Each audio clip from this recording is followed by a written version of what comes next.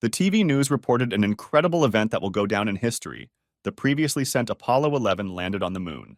The screen showed a close-up of the one-man crew slowly descending to the lunar surface, step by step. These steps marked the beginning of a new era in human history. People have a hero who left the first traces in such an unknown space as space. A man-made robot with artificial intelligence has been announced as the first astronaut to reach the moon. In 1995, towards the end of his life, Einstein announced the long-awaited completion of his theory of the universe. Soon, humanity made a big breakthrough in the field of science. Exactly 1 year later, the United World Assembly announced the 3 laws of robotics to control created artificial intelligence and guide legislation.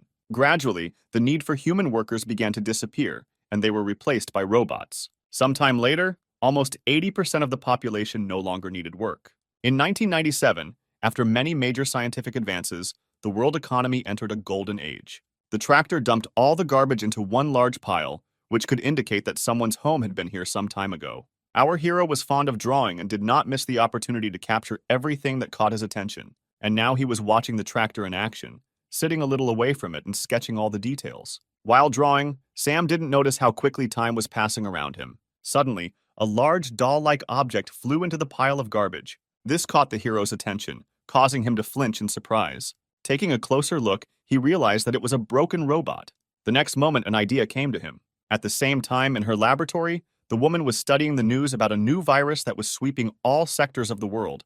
One clear symptom of this virus was coughing up blood. Suddenly, the door to the room opened and her grandson's voice reached her. Looking up from the screen, Louise turned to the boy, asking what had happened. Sam said with a happy smile that he had found something amazing.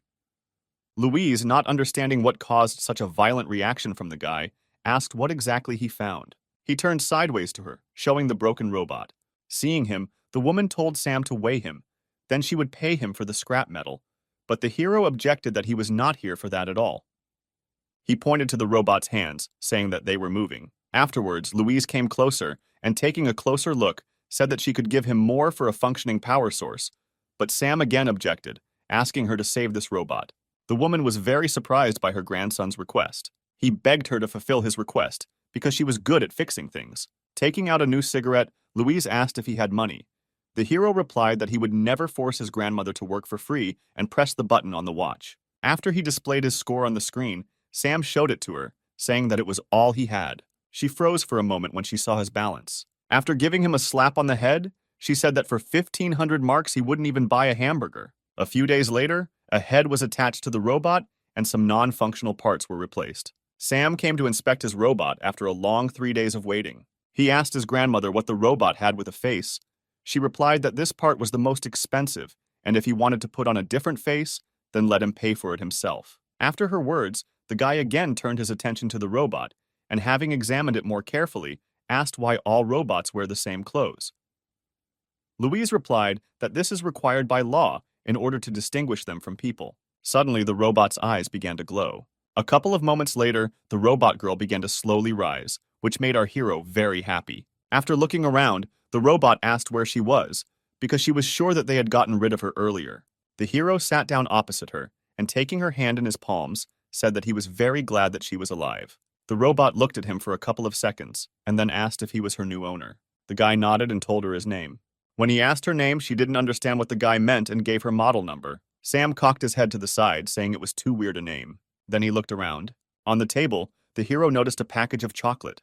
The next moment, he snapped his fingers, screaming that this was perfect. Then he turned to the robot and said that from now on he would call her Jane. Louise said that her work is finished, and now the guy can take the robot and leave, because she has a lot of work left. After thanking her, the hero headed for the exit, saying that next time he will have enough money to buy a new face for Jane.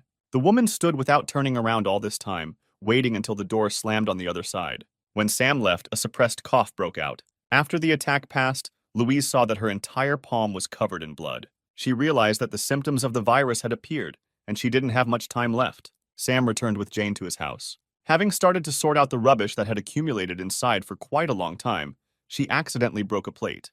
The hero looked away from the canvas and asked if everything was okay with the robot. She apologized and started cleaning up the pieces. The guy who stood up replied that she shouldn't worry about it, because he found it in a landfill, and it wasn't of much value.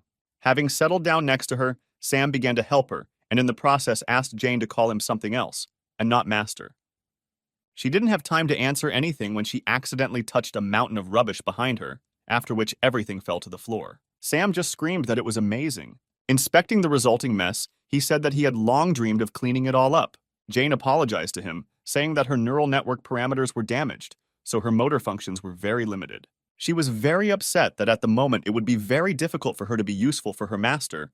The hero replied that everything was fine and nothing needed to be done for him. After his words, Jane approached him and quoted one of the laws, which states that a robot cannot allow people to get hurt due to its negligence. She explained that following this law, it is necessary to get rid of robots that are not able to help the owner for one reason or another. The guy looked at her in surprise when she told him to get rid of her if she stopped being useful to him. He scratched his head, saying that he had not studied these laws before. Afterwards, he asked for some time to think. A few minutes later, he got a great idea. The hero said that he wants to see Jane smile. She looked at him with confusion. The guy explained that now this is impossible because of her doll head. Then he translated the image from the clock, saying that he had a plan to implement his idea. Sam showed her an advertisement for an upcoming art competition in 3 months and told her that the grand prize would be enough to buy her a new face. After listening to him, Jane said that she was not able to smile. Even she would have a face suitable for this. The hero didn't let her finish, asking how she knew this if she hadn't even tried. He said he was looking forward to seeing her smile. Taking her hand, the hero smiled softly and said that he believed that Jane would succeed. Afterwards, he stood up and, stretching, asked if she had any ideas worthy of first place. She thought for a few seconds. A moment later, Jane spoke about his request earlier, informing him that one of the laws forbade her to address the owner by his name.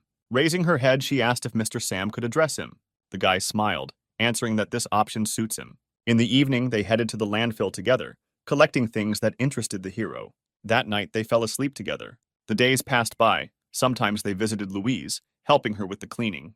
In the evenings, Sam spent his time drawing, trying to draw something worthy of first place. Louise spent these days conducting her research, waiting for the disease to finally get the better of her. On one of these days, her grandson burst into her laboratory with joyful cries. Showing her his award for the competition, he said that he managed to take first place. The woman looked in surprise at the joyful boy. When he asked if he could now buy a new face for Jane, Louise just smiled. A week later, the robot's face was changed from a doll's to a human's. The hero was beside himself with joy. Looking at herself in the mirror, Jane assumed that some kind of mistake had occurred because her eyes and face shape looked strange. But Sam convinced her otherwise. He reminded her of his request earlier and asked her to try to smile. Jane had difficulty controlling her facial expressions and, squeezing out some distant semblance of a smile, asked if this was what the hero meant. The guy didn't know what to answer her and could only stand silently. When she tried a new expression, he admitted that it looked very creepy. A sudden cough behind him caught his attention, and Sam turned to Louise. Seeing that my grandmother sat down on the floor, holding her hand on the table, he asked what happened to her. Sam wanted to touch her, but the woman shouted at him to move away from her. The next moment, she stood up and said that she was just a little tired, so she needed to rest a little, and it was time for Sam to go back. The hero looked at her doubtfully. Afterwards, he went outside with Jane, saying that if she needed anything, she could call him at any time.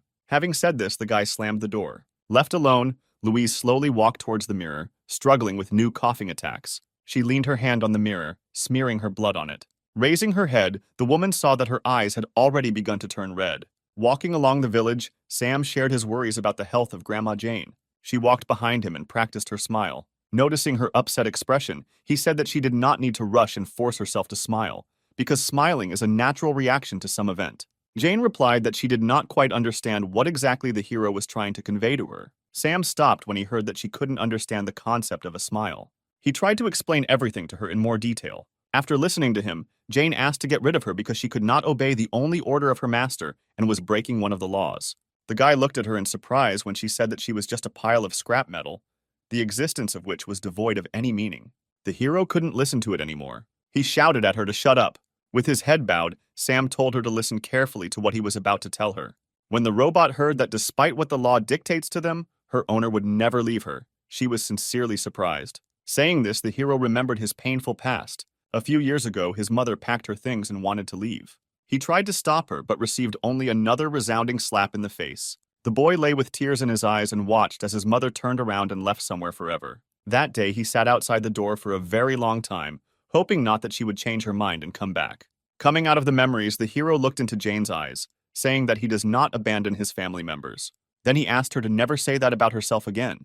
He folded his hands on his chest and added that if he heard again that he needed to get rid of her, he would be very offended. Stunned, Jane stood for several seconds before answering a word. Suddenly, Sam started bleeding from his nose.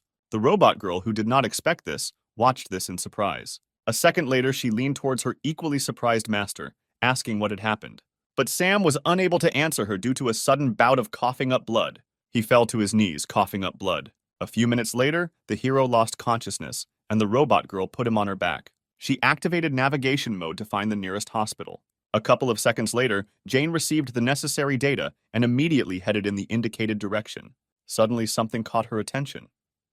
Wary, she decided to stop.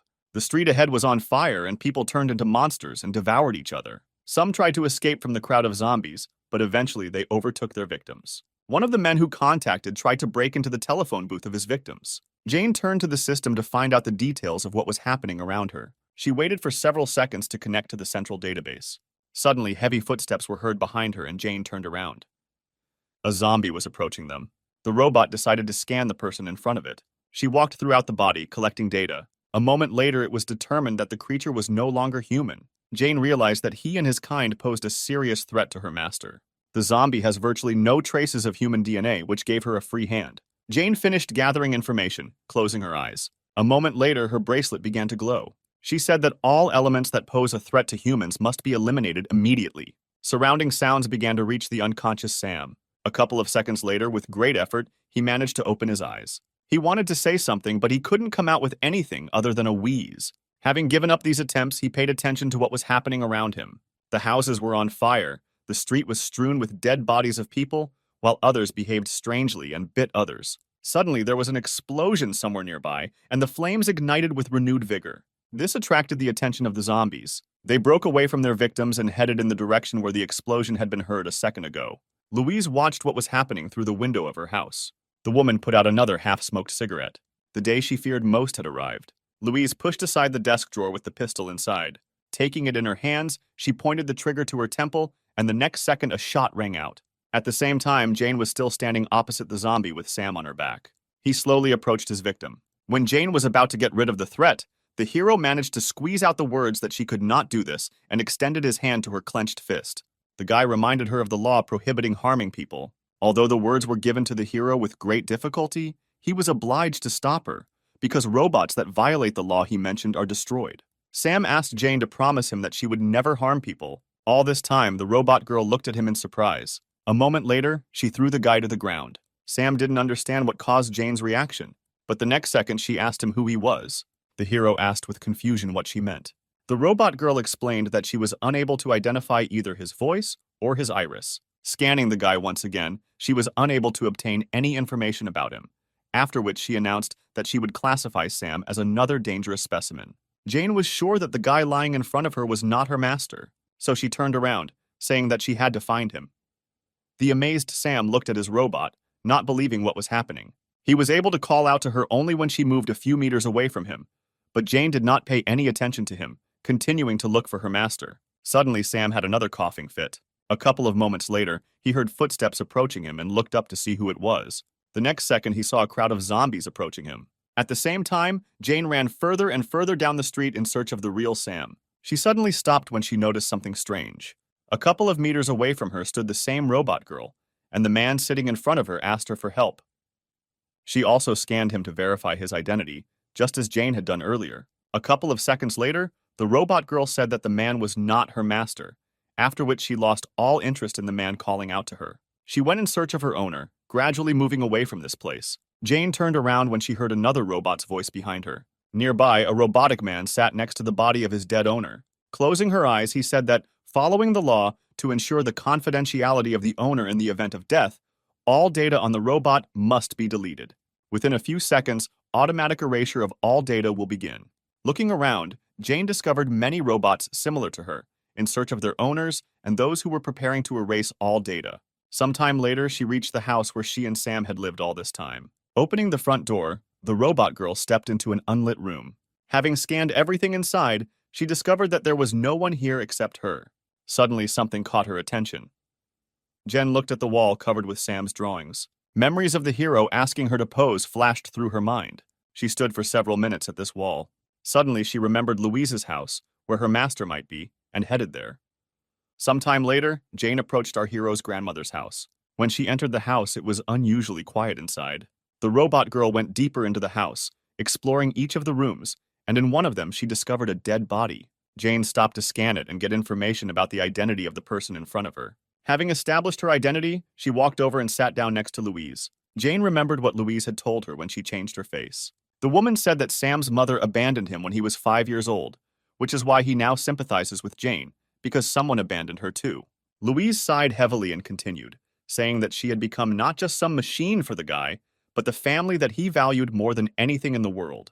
She then asked Jane to stay by Sam's side no matter how much he might change. The robot girl covered the dead body with a found sheet. After confirming Louise's death, she returned to searching for Sam. A minute later, she left the house thinking about possible options for her master's location.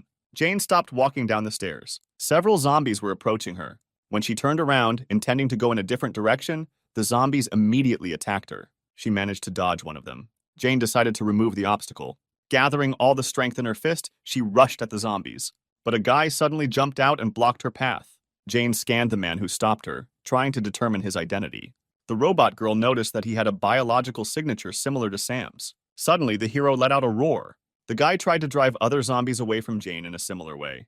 His idea was a success, and a couple of moments later, the zombies turned around and headed in an unknown direction. Jane watched what was happening in surprise. At some point, the guy's growl became quieter, and small tremors began to break through his body. The hero desperately tried to pronounce the words, while he still had the ability to control his own consciousness, which was gradually becoming clouded with fog. After several attempts, he managed to ask if Jane was okay. He slowly turned towards the wary robot girl, saying that he had something important to tell her. She scanned his voice and iris again, but received the same information as before. The man's identity was impossible to determine. Sam continued to approach her. He said that he wouldn't last long, so he had to have time to tell her. A few seconds later, he managed to take Jane's hand. After that, he said that the last 3 months that they spent together, he was truly happy because he had a family.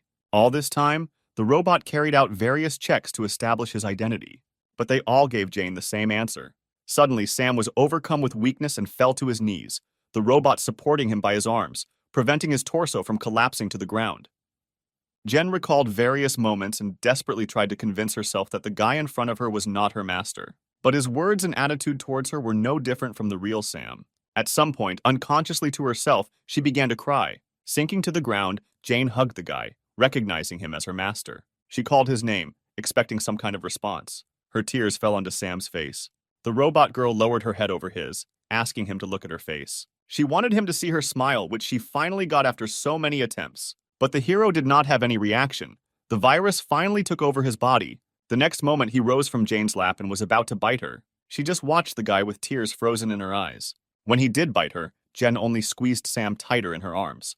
The guy tried to bite her hand, but was defeated over and over again. Due to an unknown virus on this day, the world's population decreased by 70%. An alliance of governments around the world immediately formed an organization to combat this virus and ensure safety by identifying the root cause of its occurrence. After research by the World Health Organization, it was stated that the DNA structure of zombies is significantly different from the DNA of an ordinary person. When the infection rate increased significantly and the government did nothing, people began demonstrating in front of the government building to demand a solution to the problem. Thus, more than 200 days have passed since the appearance of the virus, and the zombie ratio has exceeded 70% of the world's population. People could only believe that scientists would soon figure out a way to get rid of this disease. 230 days have passed since Sam was infected. Jane was checking out the necessary products at the checkout in the nearest store, which still had at least some food left. In the first 3 days, she heard on the news that the virus had spread throughout the world. But now that the network is turned off, she cannot find out news from outside. After putting the groceries into a bag, she thanked the former zombie salesman. He only let out an inarticulate wheeze. Jane assumed that other robots ceased functioning after losing their master, or they went somewhere else, continuing the search. In this village of robots, she was the only one left. She was tormented by questions about what the situation was in the outside world, and whether there was a cure for this disease. Suddenly, she heard a scream behind her and turned around. A man she didn't know was running away from zombies. Greg lamented his luck because he was supposed to land on the roof, but the wind picked up at the most inopportune moment. Suddenly, he tripped over the parachute ropes on his back and fell. The zombie decided to take advantage of this opportunity and rushed at his victim. Greg had already prepared himself for the fact that he was about to be bitten and closed his eyes. But when no pain followed after a few seconds of waiting, he opened his eyes, not understanding what had happened. Turning around, he saw that someone was blocking the zombie's path, protecting him. The stranger who saved him took his place, becoming the new victim of a zombie who was about to bite her. The man watched this in horror.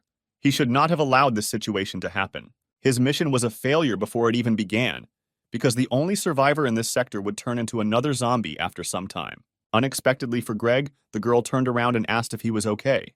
Getting up from the ground, he replied that now was not the right time to take care of others. Before it was too late, she should let him examine the bite site to prevent the spread of the virus. Before he could finish speaking, a dozen more zombies approached them. Greg knew they weren't in a winning situation right now. Jane suddenly approached him, having previously apologized for disturbing him. The next moment, she took the man in her arms, holding him as if he weighed almost nothing.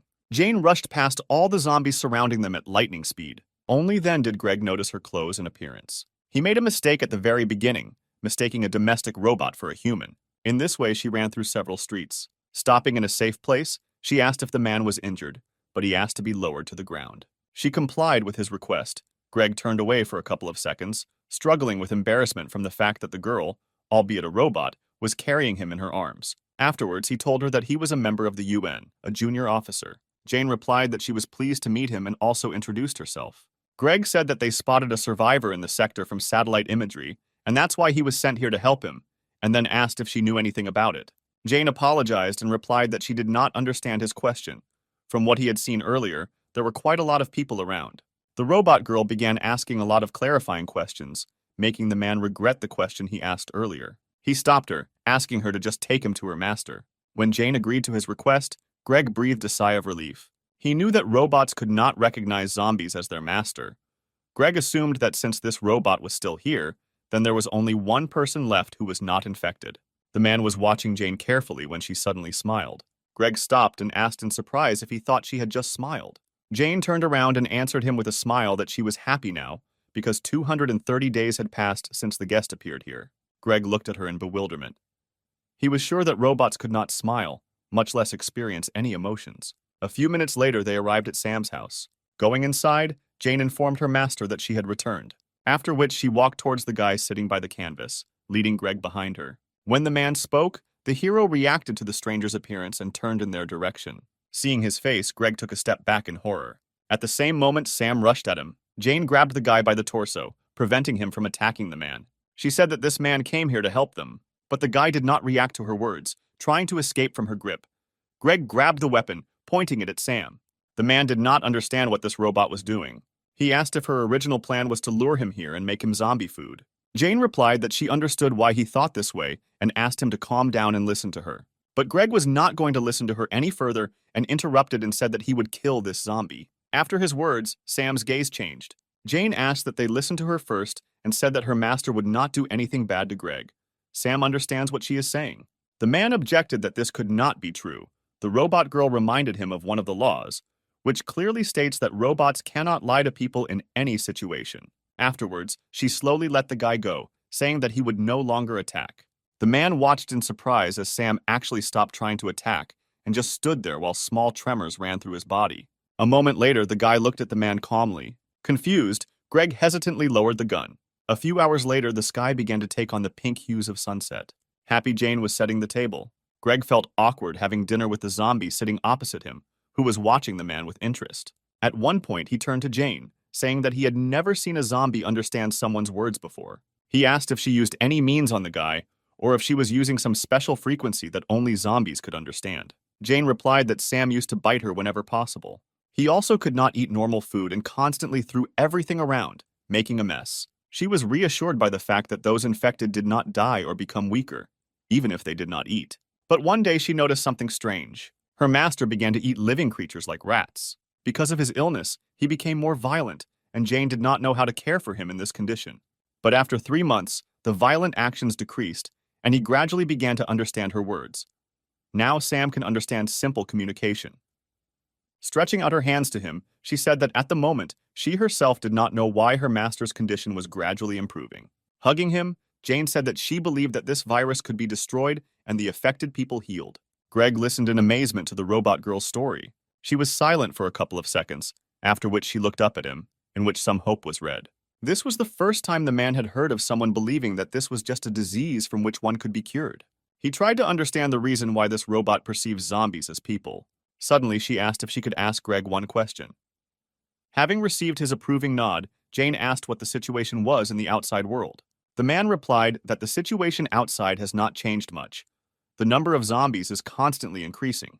Although scientists are conducting an in-depth study of the virus, they have not been able to make any progress in anything. He said that the government is inactive, and now everyone understands that they are in a hopeless situation, and such a thing as hope has long left them. Jane listened to his story in horror. After a short pause, Greg continued, saying that this was exactly the situation a month ago. But now everything is different. The government has finally presented a plan that can help solve the current situation. Rising from the table, the man said that he couldn't share much at the moment. The only thing he was sure of and what he could promise her was that within 6 months, they would be able to deal with the virus and put an end to it all. He then sat down next to Sam, saying that he was a special case. The man was not sure whether the boy could be healed, but if Jane sent him to a medical laboratory, then there she would definitely be able to get a definite answer. Opening the front door, he promised that as soon as he returned, he would send a rescue team here, so they would only have to wait a little. After his words, Jane bowed, thanking him for his help. When Greg got outside, it was already deep night. Taking out the photo, he was disappointed that there was no survivor here after all. And the one spotted from the satellite turned out to be an ordinary household robot capable of smiling. The current situation might even seem funny to him if it weren't so serious. The call he received distracted him from his thoughts. When Greg answered the call, he was asked to report on the situation. He said that as a result of searches in this sector, no survivors were found. The image they received from the satellite belonged to a domestic robot. At the same time, Jane tried to wash Sam, who tried to resist her, but she smiled and tried to explain to him the importance of this process. Looking up from the report, Greg noticed someone approaching from the side. Noticing his target, the zombie attacked him. But the man reacted faster, and the next moment he shot at the zombie. As he approached, he shot several more times at the dead body. Greg thought for a couple of seconds, remembering today's events. After stepping on the dead zombie's head, he said that there was no more important information worth sharing. The man concluded his report by saying that there was only a defective robot that mistakes zombies for people. After listening to him, the officer said that in this case, they could count it as a violation of the law on robot vagrancy. Then he said that the punitive detachment was currently carrying out a cleanup operation 500 kilometers from this sector. They will immediately be given an order to destroy all monsters in Greg's sector. A couple of moments later, they contacted the commander of the punitive squad, providing the coordinates. Unsuspecting Jane and Sam were enjoying their time in the bathroom. The next morning, the punitive detachment moved towards its next target. At the same time, Sam was scratching the wall with a stationary knife. Jane, who was cleaning, looked at him excitedly. The hero didn't pay attention to anything, carefully applying new scratches to the wall. At some point, Jane approached him and took the knife, asking him to be careful. When the knife was in her hands, the robot girl decided to pay attention to the wall. Raising her eyes, she froze in amazement for several seconds. Sam scratched her picture on the wall. She turned her gaze to the guy and joyfully asked him if he portrayed her.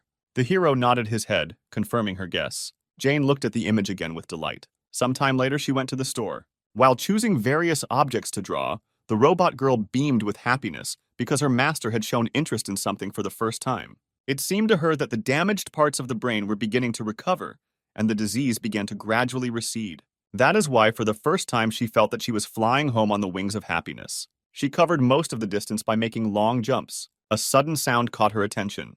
Raising her head up, Jane saw several planes flying past. She thought that this was the same rescue unit that Greg had told her about. But a moment later, scanning the passing plane, she realized that something was wrong. This model is clearly not used as a rescue aircraft. Her eyes widened in surprise as the realization dawned on Jane that they were being used for bombing. A couple of seconds later, the village was attacked and terrifying explosions were heard everywhere. Zombies burned alive in the flames that engulfed everything around them. Jane was thrown aside by the force of the explosion. She hit her face and fell to the ground. Slowly rising, the robot requested access to the database, trying to find out at least something about what was happening now. Sudden gunshots and zombie screams caught her attention, forcing her to turn around. What she saw made her freeze for several moments. Armed robots emerged from the raging flames. Jane recognized the model immediately. These robots have been manufactured for 12 years for the most dangerous military operations. She didn't understand why military robots were sent here, because there were only sick people here. Suddenly, they opened fire. The robots got rid of the zombies without any delay. Jane was confused, because earlier she had been informed about the arrival of a rescue squad, but not a punitive one. She began to analyze all the data she had received since Greg arrived with them. His words about salvation turned out to be a lie. Jane also remembered that the man was collecting information about possible survivors here. She realized what exactly it was. That same countermeasure in relation to solving the problem with the virus. Greg meant by this the complete destruction of the source of infection. Jane realized that her master was in danger. A couple of minutes later, she was approaching their house. Noticing the broken door, her excitement intensified. A moment later, she noticed someone else's footprints left at the front door. Jane ran into the house, hoping Sam wasn't hurt. However, as soon as she was inside, she saw a military robot with a pistol in his hands. Looking at Sam standing against the wall, Jane was convinced that he was alive and unharmed. Then she turned her gaze to the military robot. It was obvious that she had no chance of winning if she went into battle with him. But even realizing this, Jane was obliged to protect her master. The robot girl attacked the enemy, striking him in the head. At the very last moment, the military robot reacted and grabbed her wrist. For a couple of seconds, Jane was grabbed and hung in the air. It took the military robot a couple of moments to identify the model of the robot that attacked him, after which he said that, following the laws, the robotic home must be eliminated. A moment later, the robot attacked Jane, intending to destroy her. At the same moment, the final percentage of her victory was completed, which was only 1,000th. As she fell to the floor, she noticed the frightened expression on Sam's face. Even if her body is torn to pieces, she must protect it. Analyzing everything that had just happened, she remembered that without violating certain articles, the robot could protect itself. At the moment when Jane attacked the military robot, the third section was applied to her. Therefore, her opponent will not rest until she is completely destroyed. She was completely satisfied that the military robot's attention would be focused entirely on her. The next moment, she released her hand from his grip. Then she turned around in the air. Jane strove towards Sam, who was standing opposite the window. When she finally caught up with him, the military robot aimed his weapon at them. But Jane managed to jump through the window with her master, avoiding the bullets. Despite her successful escape, she had suffered severe damage to her chest and energy core a few minutes earlier. If Jane does not receive repairs in the next 8 hours, her functions will stop. But even realizing this, the robot girl was ready to sacrifice everything to help Sam escape. At the same time, the punitive detachment was finishing the bombardment of this sector. The man sitting in the cockpit received information about how their mission was progressing. Suddenly, he received a message that an object was moving at high speed towards the outside of the sector, after which an image was displayed in which Greg recognized the already familiar defective robot. When he was informed that 10 military robots would be sent in pursuit, he said that it was not worth wasting his time on it. Greg intended to deal with this robot himself. A couple of moments later, 2 planes caught up with Jane and Sam. Hearing a noise approaching, she turned around. At the same moment, Greg gave the order to attack her. His order was immediately carried out. Jane was unable to avoid this attack and suffered another injury to her back. She fell to the ground along with her master. Hearing footsteps approaching from behind, Jane turned around. The robot girl was surprised when she again saw the person who had deceived her earlier. Greg, who was standing, told the military robot that they must destroy all the zombies and eliminate objects that interfere with this. Hearing this, Jane looked at him displeased. She already understood that the plan regarding the virus that he told her then was to destroy all those infected. But she did not give up trying to convince the man that the disease could still be cured, judging by the improving condition of its owner. When Jane asked that Sam be shown to the medical team, Greg replied that there was no point. He said that there is no other way to get rid of this virus. After the virus began to spread massively and the government made no attempt, the press began to spread a lot of negative news. Every day, many articles appeared about the predetermined end of the world, and soon fear settled in people. Ultimately, they began to demand the complete destruction of zombies by organizing continuous rallies. The government could not cope with the hostility of the public, and soon they conducted an official survey around the world on whether the complete destruction of zombies would be carried out. According to the results, it was revealed that the overwhelming majority voted for destruction, which is why he does not have the right to leave Sam alive. She said that she still could not understand the reason for such cruelty. Covering the hero with herself, Jane said that the infected are people just like him. The robot girl didn't understand how people could treat others like that. Exhaling cigarette smoke, Greg asked who exactly she meant by people. Without waiting for an obvious answer from her, he said that no one perceives zombies as people. The man explained that these are only animals that spread a deadly disease. After his words, Jane looked at Sam doubtfully. Greg said that she should know about this better than them, because she is a robot. She looked at her master for a few seconds before answering that she really couldn't recognize Sam as a person. Taking the guy by the hand, she continued, saying that this is only a biological problem, but the fact that her owner remains himself does not change. When Jane said that Sam was still her family, he looked at her in surprise. She clearly remembered the words he had once said to her. Lost in her memories, Jane did not notice how the hand of the robot approaching her was slowly reaching out to her. The next moment, a powerful electric discharge ran through her. Greg threw away the half-smoked cigarette. He even felt a little sorry for this domestic robot. He was sure that she would not have met such an end if she had not been so blindly devoted to her master. It was just a false emotion that was put into her. Afterwards, he ordered the robots to continue the further operation. Having given instructions, the man turned around, heading towards his plane. The remaining military robot threw Jane's immobilized body aside and stood in front of Sam, pistol in hand. He aimed the weapon at the guy's head, intending to get rid of him, but he began to try to say something. The hero reached out to Jane, who was lying a couple of steps away from him, but she did not show any signs of life. At the same time, Jane's mind flashed back to Layla telling her to remain family to Sam, no matter how much he would change in the future. She expected that they would face many difficulties in the future. That is why Layla gave her a special power with which Jane had to protect Sam. A few moments later, the robot girl received a notification that the update download was complete. After that, her body rose up and she was engulfed in a golden glow. This caught the attention of Greg, who had already decided that he was done with her. He barely had time to turn around when half the body of a military robot appeared at his feet. Jane managed to deal with the robot that attacked her in the blink of an eye. The stunned man stood there, trying to comprehend what exactly had just happened. The robot girl decided for herself that from now on, anyone who poses a threat to her master must be destroyed. The hero himself looked at her in surprise. The military robots took up a defensive position, holding their weapons at the ready. Jane came to Sam's defense. Greg didn't understand how this was even possible, because just a minute ago she had been taken out of action. Looking at the robot lying in front of him, many questions appeared in his head one after another. Meanwhile, Jane unfastened one of the buttons on her suit. After the mechanism was activated, a protective dome surrounded the guy.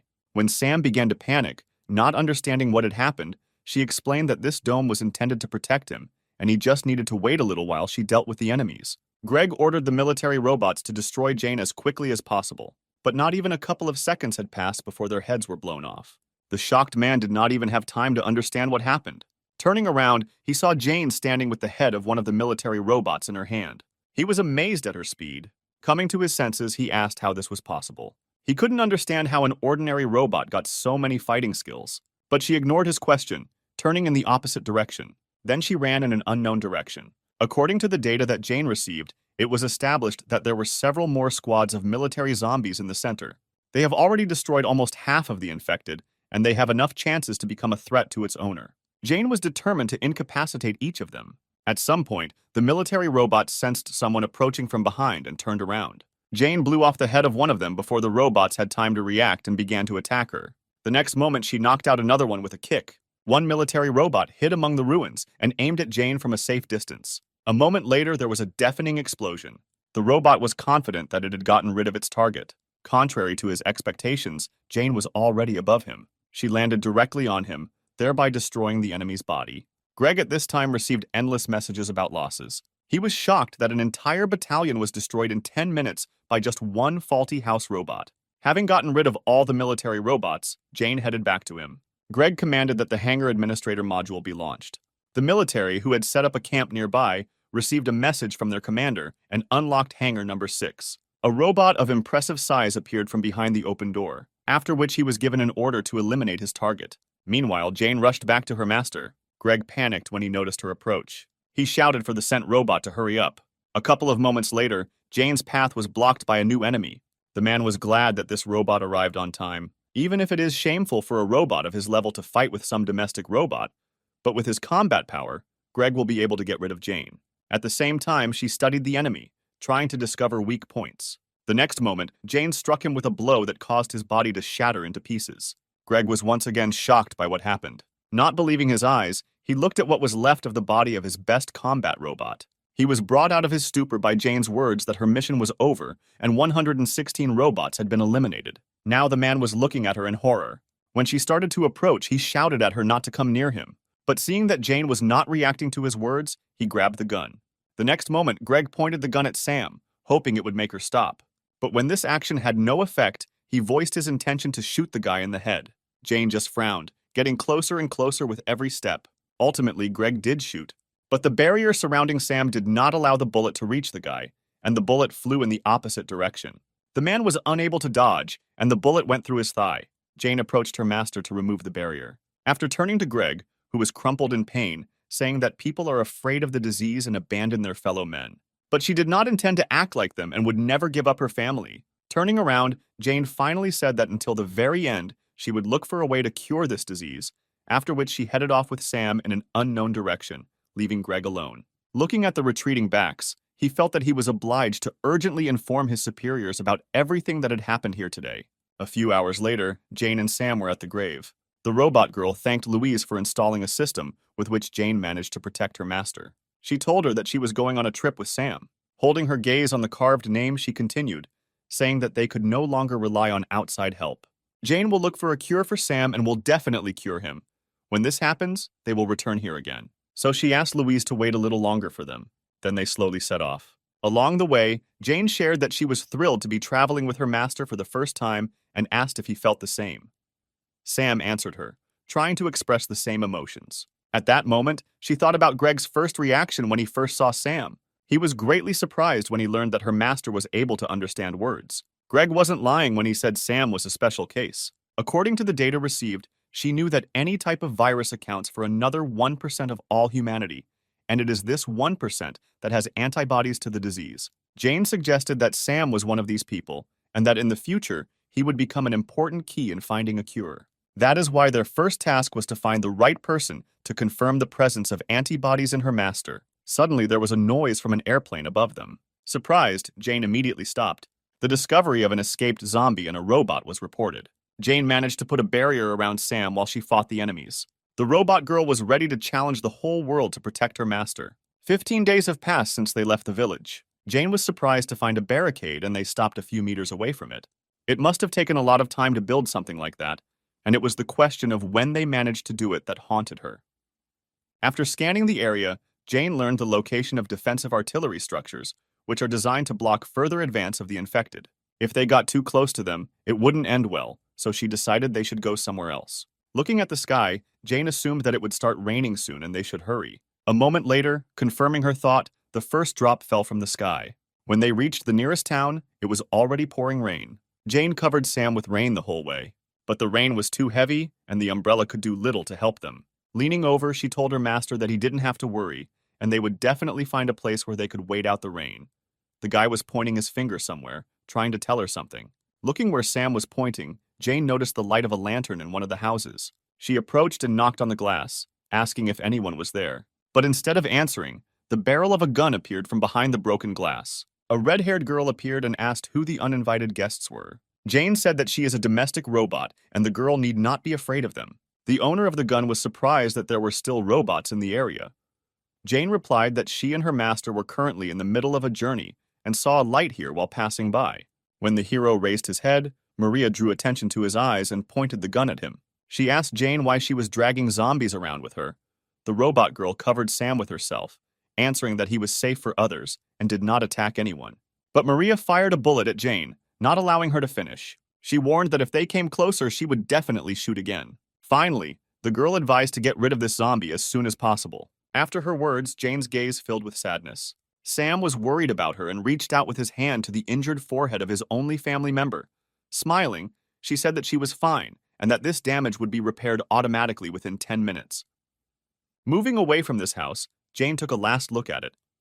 She had the opportunity to personally verify that people were really very afraid of the infected, but she could not leave everything as it was. Maria's younger sister excitedly asked if her sister had killed that girl, but she replied that it was a robot and it was impossible to kill her with a regular gun. When Anya said that Maria shot the robot in the head, the girl hesitantly replied that she only wanted to fire a warning shot and did not intend to intentionally hit her. Anya, no less worried, asked what they would do if the robot nevertheless presented them with the fact that she had been shot in the head. Maria, who was shooting for the first time in her life, was surprised by the strong recoil from the weapon she had previously selected. Looking out the window, the younger sister looked at the retreating backs, saying that she felt sorry for them. The girl handed Anya a chocolate bar, saying that now was not the best time to worry about others, but Anya replied that she was not hungry and Maria should eat it herself. but she insisted, saying that Anya had not eaten anything since yesterday. Her younger sister crossed her arms over her chest, answering that Maria herself had not eaten for 3 days. Thus they argued for some time. They were interrupted by Jane reappearing. Maria immediately grabbed her gun and pointed the gun at her and asked why she was here again. The robot girl raised her hands asking to be listened to.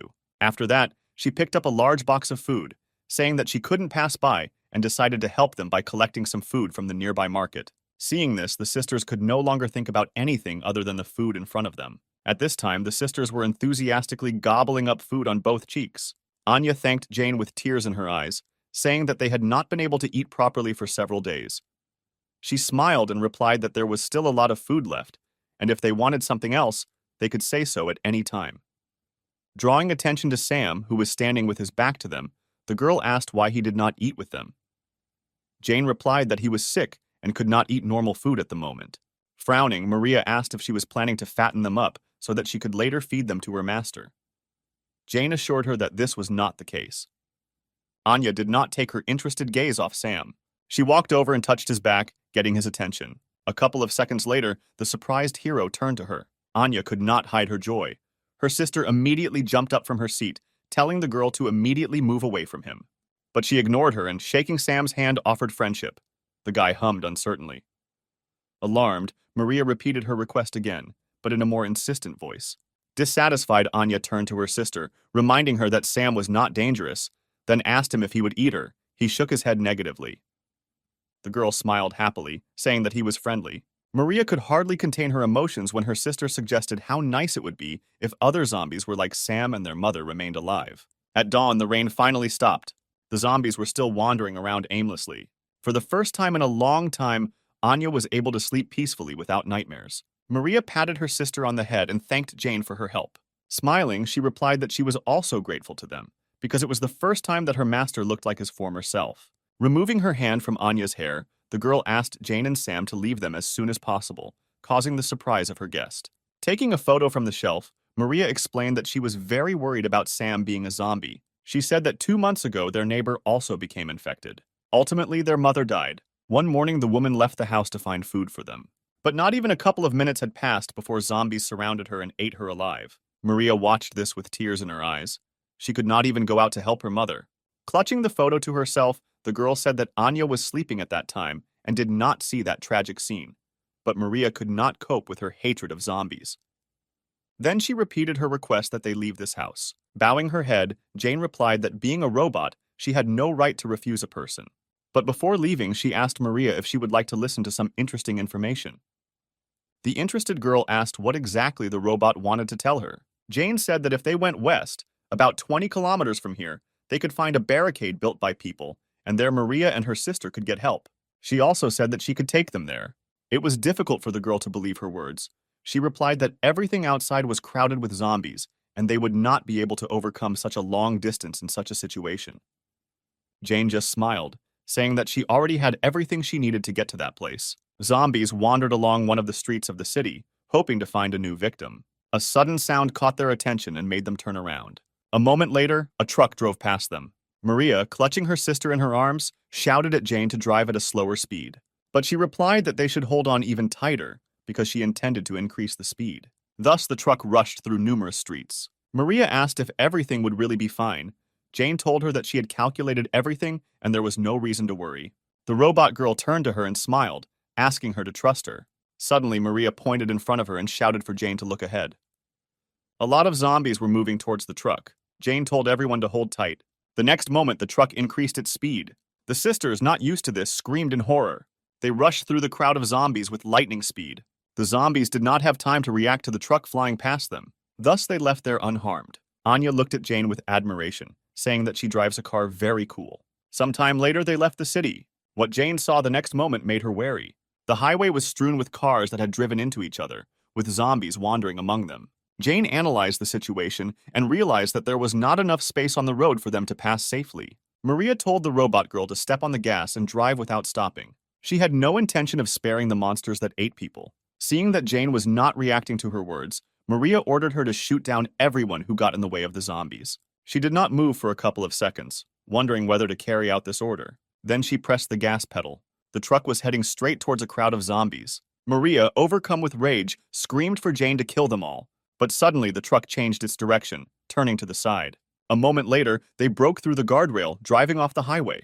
The frightened sisters screamed in horror. Jane moved along the lumpy surface, leading them further away from the zombies. Dissatisfied, Maria asked why she did not follow her order.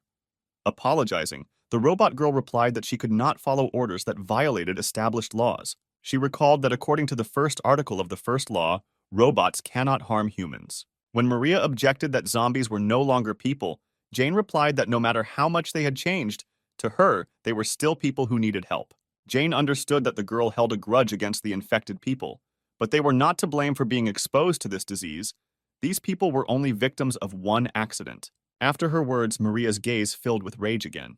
The girl was angry that Jane had written off everything as just a simple accident. At the same moment, the truck turned, entering the road leading past another town.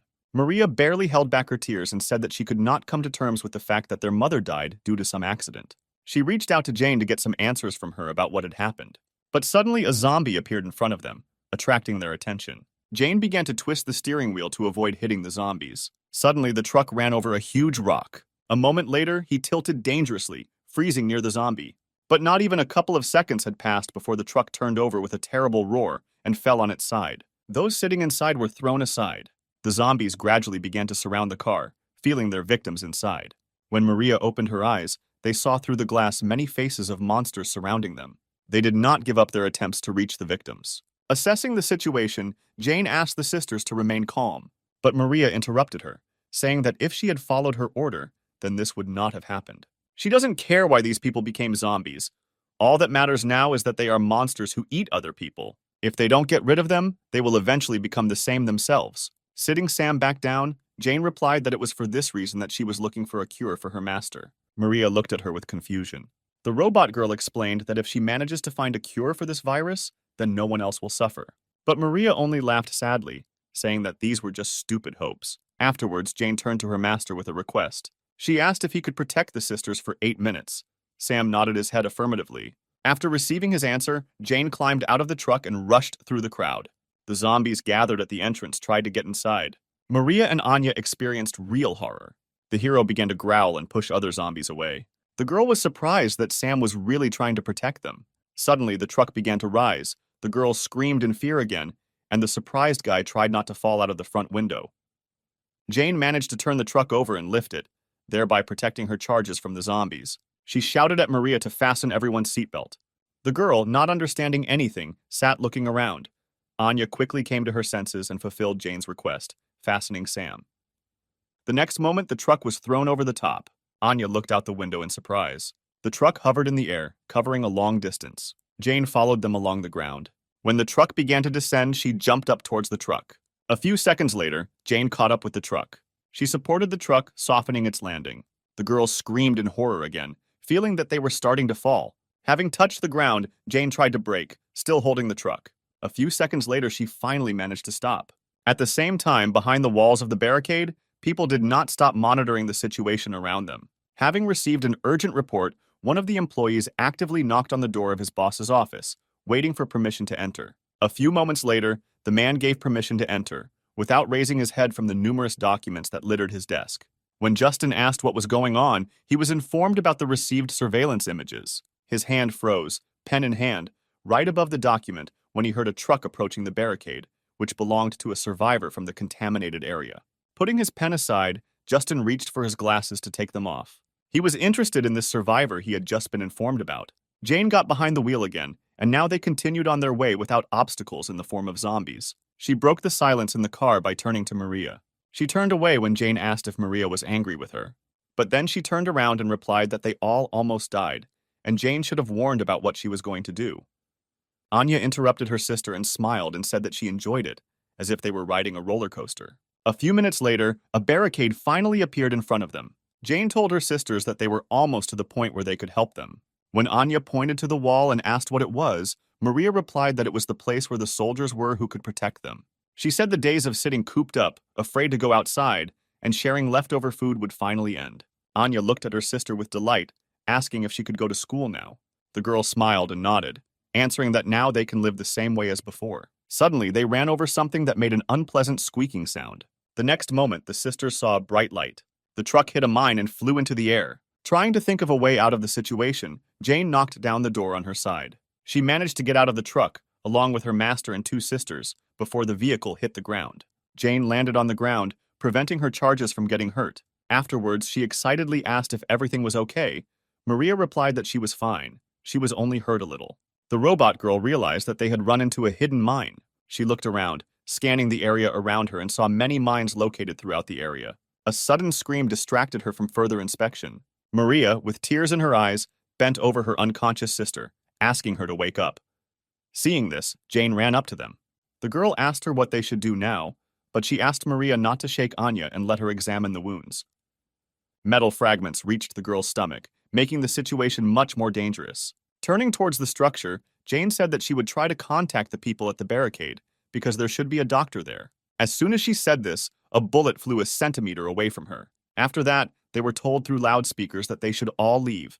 If they dared to come closer, fire would be opened. Hearing this, Jane stood up, shielding her master and the girls. She asked not to shoot, because these people were survivors, and one of them needed the help of a doctor. She was told that this announcement was for temporary beings. Justin reported that a few months ago, one survivor had already been rescued, but in the end he was infected, and a couple of days later, an incident occurred that contributed to the rest of the surrounding areas being infected. It was from that day that the government established that all people in the affected areas would be marked as temporary beings, so now they have no right to let them in. Maria couldn't believe what she heard. She didn't want to believe that they had come such a long way in vain, risking their lives. She was filled with resentment, anger, and despair. Suddenly, she screamed for them to be let in, because it was too inhumane to do this to them. Observing this, Justin forbade calling anyone from the infected area survivors and treating them the same way they treat zombies. If they approached, it was ordered to open fire immediately. Suddenly, he was informed that a large number of zombies were approaching the barricade. Zombies flocked to the sound of an exploding mine that attracted them. It was established that they came from neighboring sectors. Justin immediately ordered everyone to take up fighting positions and be ready to fight. At the same time, Sam and Jane turned towards the approaching zombies. What was happening was completely beyond Jane's calculations. She could not believe that the soldiers would really leave them like that. Having regained her composure, she turned to Maria, saying that they needed to get out of here as soon as possible. In a quiet voice, the girl asked what would happen after they escaped from here. She had no idea where to go when zombies were roaming everywhere, and those who could help them refused to do so. Jane tried to calm her down, but the girl interrupted her, saying that everything they do is useless and they will all die in the end. The robot girl decided to bring her to her senses, reminding her of Anya's condition. If she does not receive help in time, she will definitely die. Hearing her name, the girl turned her head towards Jane, who was speaking. The zombie got dangerously close to her, but she did not notice this, expecting at least some reaction from Maria to her words. When two more zombies appeared behind her, Sam ran up to Jane, pushing them back. The robot girl shouted to Maria that she and her master would detain the zombies, so she should take her sister and run. Anya's eyes gradually lost their shine, but she looked at only one point. Suddenly, she asked her sister to turn around and look ahead. Maria hesitantly turned her head, looking where her sister was looking. The next moment, she froze in shock. Among the crowd of zombies, the girl saw her mother. Maria could not believe that in front of her was really her mother, who died before her eyes on that ill-fated day. The sisters froze, looking only at the figure approaching them. Suddenly, Anya smiled, saying that their mother had finally returned to pick them up. Overjoyed, the girl slowly rose to her feet. Maria came to her senses only when her sister headed towards the zombies. She screamed, trying to stop her, but Anya did not hear her and slowly walked into the deadly arms of her mother. She was really happy to see her mother, whom she had missed so much all this time. The girl did not see her as a threat until recently, even when the woman bared her sharpened teeth, leaning towards her neck. Maria screamed with all her might for her sister to leave there, realizing the danger looming over her. But it was too late, because the next moment their mother's teeth closed on Anya's neck, digging deep into her body. Seeing this, Maria, overcome with horror, jumped up from her seat and ran to her sister. At this moment, Jane turned her attention away from the zombie, looking back towards her sisters. She saw several more zombies approaching Anna. Jane immediately rushed to the girl's aid. A couple of seconds later, she was already holding back the pressure of the infected, who were attracted by the smell of blood, while Maria approached her sister. Kneeling down next to her mother, the girl tried to pull her away from Anya. She hoped that the woman would hear her words and stop. The girl tried to explain to her that now her own daughter was in front of her. But seeing that there was no reaction to her words, Maria broke into a scream and, with tears in her eyes, begged her to stop. But her mother only began to bite into Anya's neck more furiously. At that moment, the girl realized that by trying to reach her mother, she was only wasting time. Maria reached for the gun, which was not far from her. After that, she pointed the weapon at the woman's head. The girl screamed with tears in her eyes for you to go away. Other zombies were once again defeated in their attempts to reach their victims. Jane and Sam couldn't let them get to Anya and Maria. Suddenly, she heard Maria's screams. Turning around, Jane found a terrible scene. She saw Maria pointing a gun at her own mother, threatening to shoot if she didn't leave. At the same time, Justin was informed about the successful preparations for the attack. A couple of moments later, one of the girls told him that everyone was only waiting for his order. Justin watched what was happening and said that they needed to wait a little longer. He was interested in how the current situation would end. Maria's attention was attracted by Anya, who said that their mother had finally returned. But she replied that now it was not their mother, but a monster devouring people. Anya did not hear her sister's words, saying that she no longer hoped to ever see her again. Maria listened to her sister in bewilderment. When Anya turned to her sister, one of her eyes changed color to red, and red marks were spreading across her body. The girl seemed surprised to hear Anya say that despite everything, their mother was not a monster. She remembered Jane's words that all those infected were only victims of the current situation. Then Maria herself answered her that if they did not get rid of the zombies, they themselves would die. But Jane, no matter what, did not intend to give up trying to find a cure. Having rethought everything that had happened, the girl could not hold back her tears. She threw the weapon aside. After that, the girl called Jane and Sam. When the robot girl holding back the zombies turned around, Maria asked if she still intended to continue searching for a cure if Jane managed to find one. Then the girl asked to cure her family one day. Then she knelt down and hugged her sister and mother. Jane looked at this picture with sadness. A moment later, she promised that she would definitely heal them. Maria just looked at her gratefully and nodded. By this point, the virus had completely seized control of Anya's body. The girl reached for her sister's neck, intending to bite her. But at that very second, they were attacked from the barricade. Jane watched this, not having time to understand what had just happened. At the same time, the military reported that most of the zombies were within range of their weapons. A moment later, all the cannons installed around the perimeter were aimed at the crowd of zombies. At Justin's command, fire was opened and many zombies were hit. Sam dropped to his knees and, screaming, reached for the place where Maria and Anya had been a few seconds ago. The hero could not accept that his friends were destroyed in such a cruel way. Suddenly, Jane's protective dome appeared in front of him. The guy looked at her in surprise. He watched as she stepped forward, standing in the midst of many explosions from gunfire. Suddenly, one of the cannons aimed at her. At the same time, in the command center, Justin gave orders to his subordinates. He considered himself extremely lucky that these children had come to them, dragging a whole crowd of zombies with them, providing the perfect opportunity to get rid of them all in one fell swoop. The man suggested that at this rate, this area could be cleared much faster than they expected. Suddenly, alarms rang throughout the command center, and the color of the lights changed to a dull red. Justin asked what caused the alarm to activate, but the exact reason was not determined. A couple of moments later, he was informed that a very strong release of energy had occurred on the front line. The man asked to show him the camera footage. An image was immediately displayed on the screen, informing them that something was approaching them at great speed. By enlarging the image, everyone saw that it was just a domestic robot. At the same time, the man was conducting a report, reporting all the collected information to his superiors. One day, an ordinary household robot suddenly changed. And in just a couple of minutes, Jane was able to destroy an entire battalion of soldiers. After this, the 93rd Division sent military forces to get rid of it, but they were all defeated. Kevin reported that they asked a company that made home robots for advice, but they replied that they had never loaded this kind of ability into their robots. The man came to the conclusion that this robot is an updated custom model. It was also known that the place where she was last seen was the Western Barrier Point. It was there that Jane showed amazing abilities. She rushed forward through many explosions. Justin watched this in bewilderment, not understanding what this robot was doing. Suddenly, she began to gather all her strength into her fist. Jane was about to deliver a devastating blow. Approaching the wall, she hit it with her fist.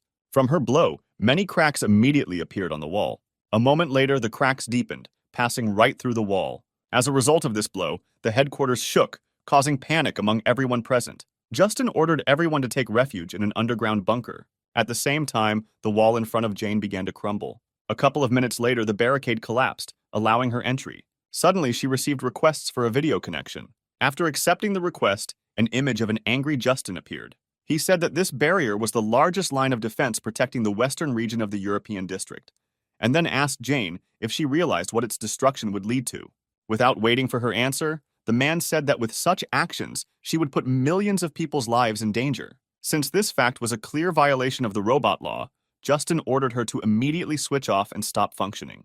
But she replied that, like people, she simply protects what is valuable to her. Jane was determined to protect her master, even if she had to resort to such violations. Having said this, she ended the call and the image of the man disappeared. Afterwards, Jane approached her master to remove the protective dome. Helping him up, she told him they needed to move on. After looking around, the robot girl came to the conclusion that from now on this problem concerns not only them.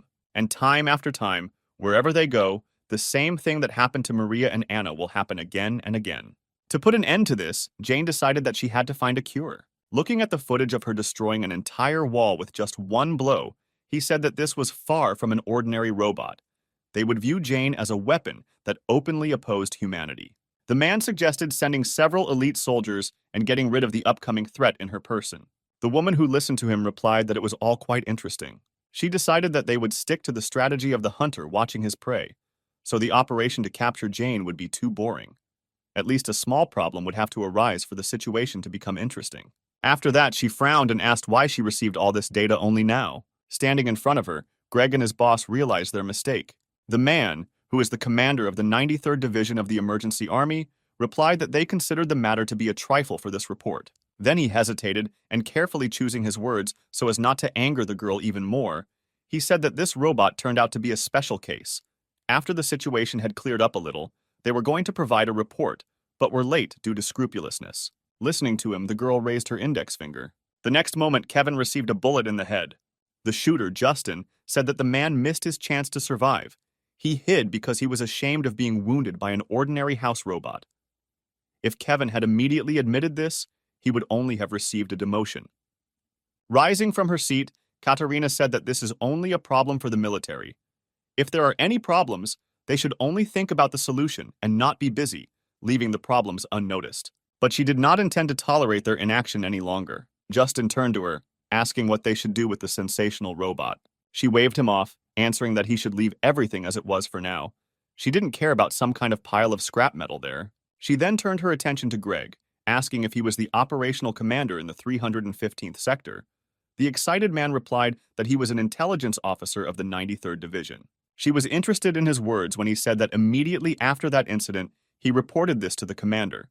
But he said that it was a disgrace to their honor, and they should deal with this robot on their own. Interrupting him, Katarina lifted his chin, saying that Greg's face was too reserved, although his hair was a little messy. Afterwards, she displayed an image on the screen with a guy and a robot already familiar to him, and ordered him to tell about everything in detail that he managed to find out about this couple last time. Katarina placed special emphasis on Sam. She was interested in this boy, who, although he was a zombie, behaved completely differently than his other relatives. After many days, Jane continued to search for information about a medicine that could cure the infected. But no matter how much she searched, the information she needed related to this virus was nowhere to be found. One day she found one of the articles, the content of which she found difficult to believe. Currently, he and Sam were moving through the forest to their next destination. Jane helped wash her master, but he, as usual, actively resisted this process. She asked him not to twitch, because they found the river after many difficulties, and he must at least wash himself.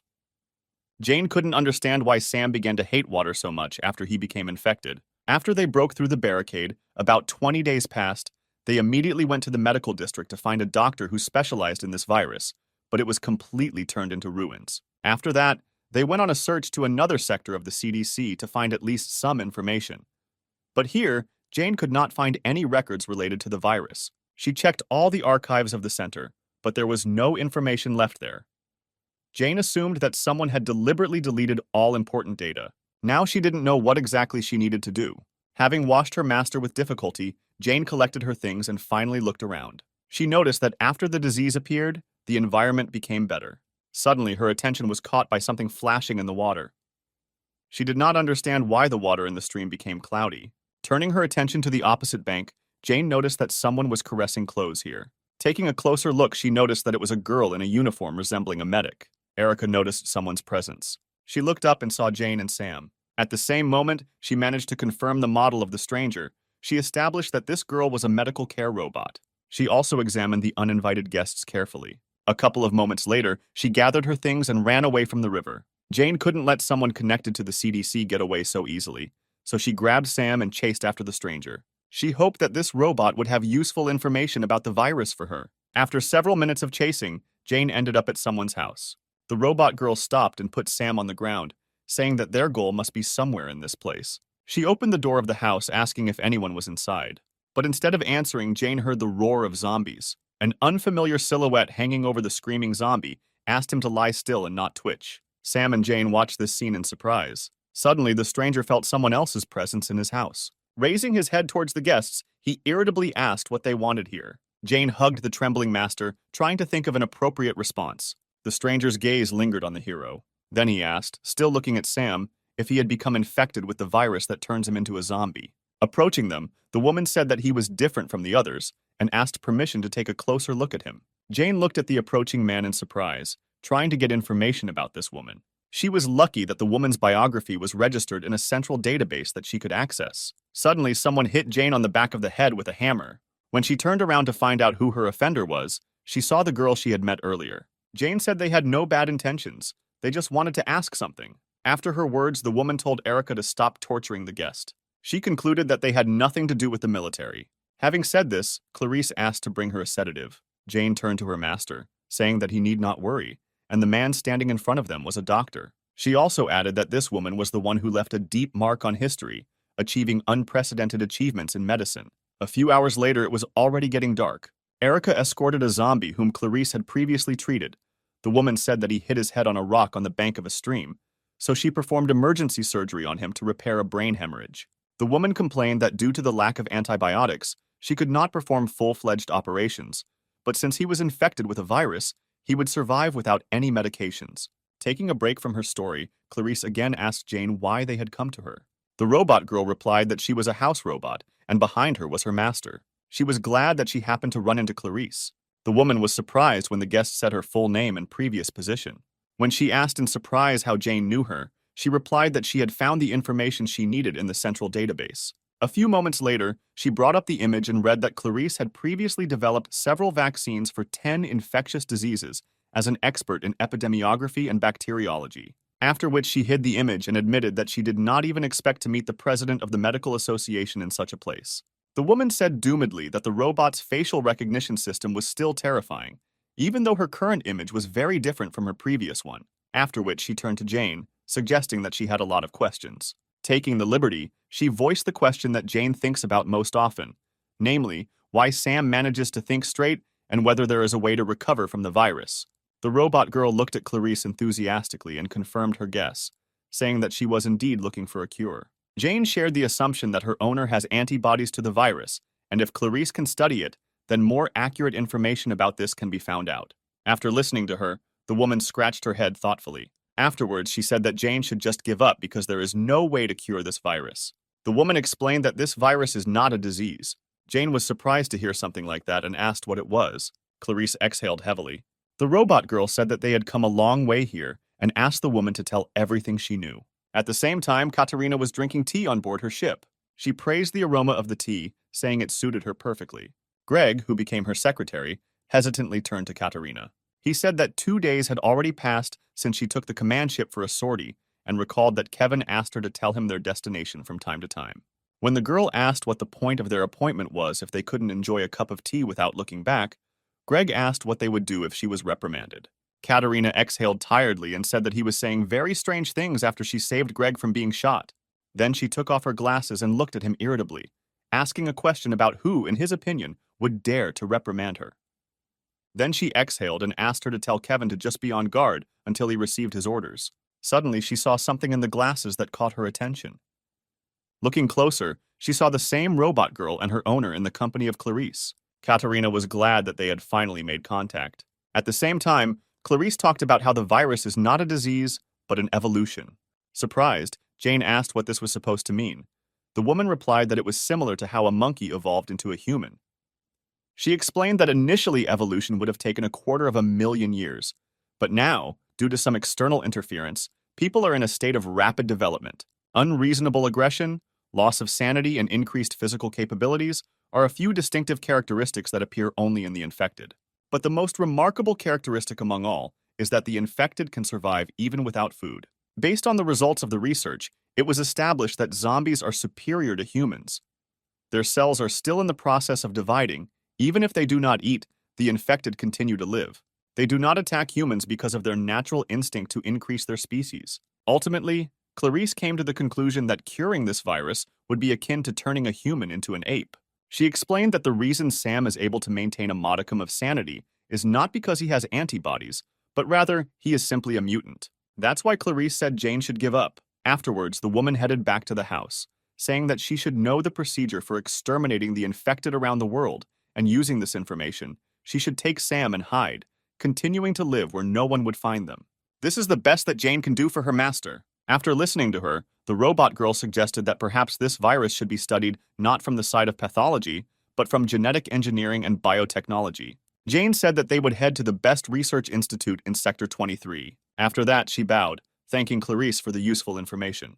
The woman asked her in bewilderment if she really was a robot, and if she was really not capable of doing calculations. Jane replied that she had checked everything several times since the beginning of their journey. She agreed that the probability of success was almost zero, and there was no way for an ordinary robot like her to do something that even a doctor like Clarice couldn't do. But Jane was not going to give up so easily, because she is the only family Sam has. Smiling sadly, she said that the best thing she can do now is not to hide, but to find hope. After her words, Clarice remembered her past when she was still working in the laboratory. One of her colleagues said that they are obliged to announce that the evolution of humanity is now happening, and they cannot correct it no matter what. But Clarice objected. They could not stop there, because this is where the best doctors from all over the world are gathered, and if they give up, then millions of people are doomed. Hearing her words, other workers came up, saying that if it was said that something was impossible, then that meant that it was impossible, period. None of her colleagues supported her. Clarice realized that she could not convince such a large number of people alone.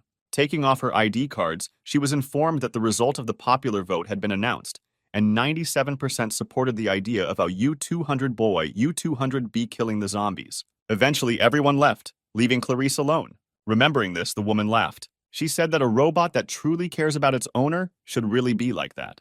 Clarice apologized for her callousness, saying that she really wanted to see such determination again. Then she invited Jane to come inside, intending to show her something interesting. The robot girl followed Clarice along with her master. Entering the next room, they went down to the basement. Opening the door, the women entered her laboratory. Jane was surprised to see something like this here. The computers displayed information about numerous experiments, but they all failed. Jane studied everything in amazement.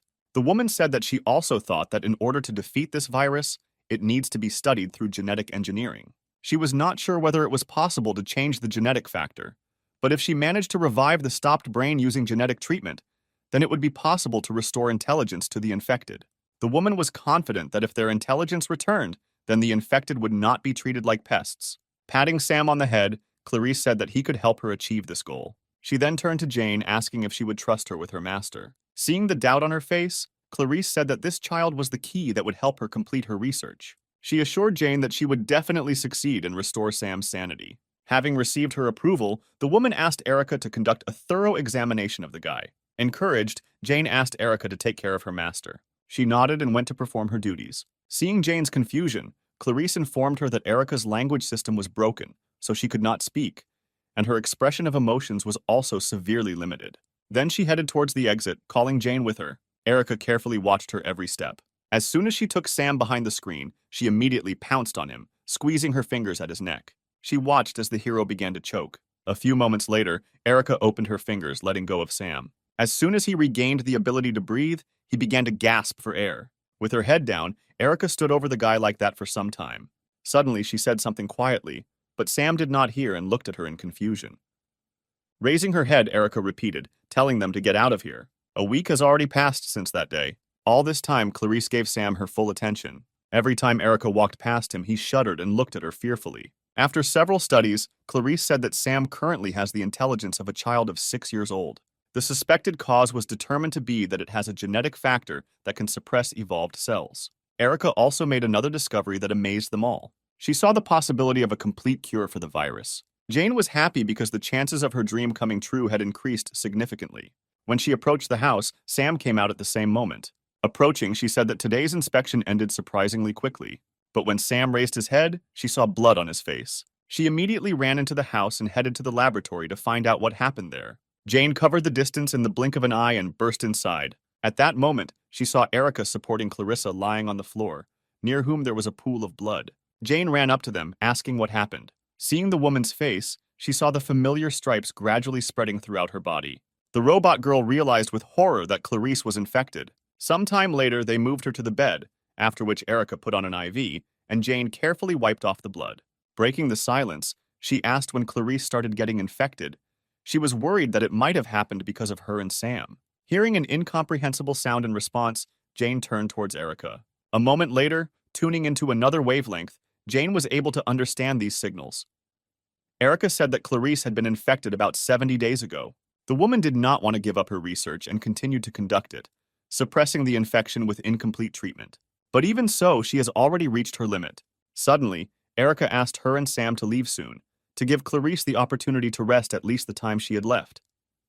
Jane hung her head sadly as she thought about her words. Afterwards, she said that she understood the current situation, and it would really be wrong if they continued to stay here. Having said this, she and Sam bowed, Jane thanking them for their help. Suddenly, Clarice grabbed Sam's hand. Jane looked in surprise at the awakened woman, who was struggling to get into a sitting position. Clarice said that she was finally able to find the right path in research and asked where they were going to go. Then she collapsed back exhausted. It was obvious that the woman was in great pain. Reaching out to Erica, Clarissa said that she wanted to continue her research and asked her to help her get up. But she did not budge. The woman repeated her request again, but more demandingly. But Erica again ignored her request. Exhaling in disappointment, she said that she had been wandering in the dark for a long time, conducting numerous studies. She admitted that she was ready to give up many times. But one day Sam appeared, and for Clarice, he became the last hope. She looked at Erica, saying that right now she had unfinished business that was much more important than her life. Clarice again asked to help her get to the laboratory. But Erica again had no intention of complying with this request, so Jane decided to do it instead. The woman thanked her for her help. She just shook her head, looking at her with regret. Erica was unhappy with this action of Jane. When they were alone, she gave her a hard slap. Jane said that she was well aware of the reason for Erica's anger. She said that it was not her selfishness in favor of her master. Jane helped Clarice because she understands what she was experiencing all this time. Jane assumed that Clarice was very upset by the constant failures, and she was also under the stress of being infected. The robot girl said that she knows too well how difficult it is to fight against everyone alone. She was confident that Clarice would not stop, no matter what difficulties stood in her way. Jane said that if they could see just a glimmer of hope, they would both move forward no matter what. That's why Erica won't be able to hold them back. She looked at Jane in surprise. When she finished speaking, Erica lowered her head, biting her lip. The next moment, she said that Jane knew absolutely nothing. She asked what kind of end people like them would face. Jane froze in surprise. Clarice talked about how Erica's language system was broken, and she couldn't speak. Jane asked why she had been hiding her ability to speak all this time. Erica just looked at her with hostility. At the same time, Clarice injected herself with an injection that could briefly delay the spread of the virus in her body. Once the medicine was administered, she sighed heavily and leaned back in her chair. The system informed her of the results of another experiment on cerebral gene activation. The woman couldn't believe her own eyes when she personally read the results. Suddenly, Erica received a signal and was distracted from her conversation with Jane. Then, clutching her head, she quietly said that this should not have happened. Jane didn't understand when Erica suddenly rushed back into the house. She followed her, trying to find out the reason for her strange behavior. Once inside, the girl saw Clarice, overcome by another coughing fit, and Sam standing next to her. They approached her, asking if everything was okay. But instead of answering, Clarice took her hand away from her mouth and pointed at the monitor. The girl sitting next to her froze and looked at the monitor in surprise. The last experiment carried out was successful. Jane was incredibly happy because she had a chance to heal her master. Eliza was also amazed that Clarice still managed to accomplish what had recently seemed impossible. The woman looked at Sam, saying that all the answers to what was happening were in him. She thanked him. Then she said that her time was coming to an end. Clarice reached out to Erica, saying she wanted to ask her for one thing. But she looked at the monitor, not paying attention to those around her. The woman called her several more times. Without turning around, Erica said that from now on, all this data is code blue. Everyone froze in surprise as they listened to Erica continuously repeat code blue. Clarice was most amazed by what was happening. She asked how it was possible that Erica had the ability to speak. Suddenly, Erica said her mission was accomplished. When the woman heard the name the girl had just called, Katerina received information from Erica about Clarice's discovery. The girl did not doubt her genius abilities. She stood up from the table, putting her glasses aside. She said that if they catch a zombie capable of maintaining their sanity, they will be able to achieve unprecedented heights. After that, she and Greg headed for the exit, saying that their vacation was over. Entering the control room, Katerina ordered everyone to prepare for takeoff. Taking her place, she told Kevin that they would be using the same weapon and asked him to hurry up and prepare it. But the man asked confusedly why she was going to use it.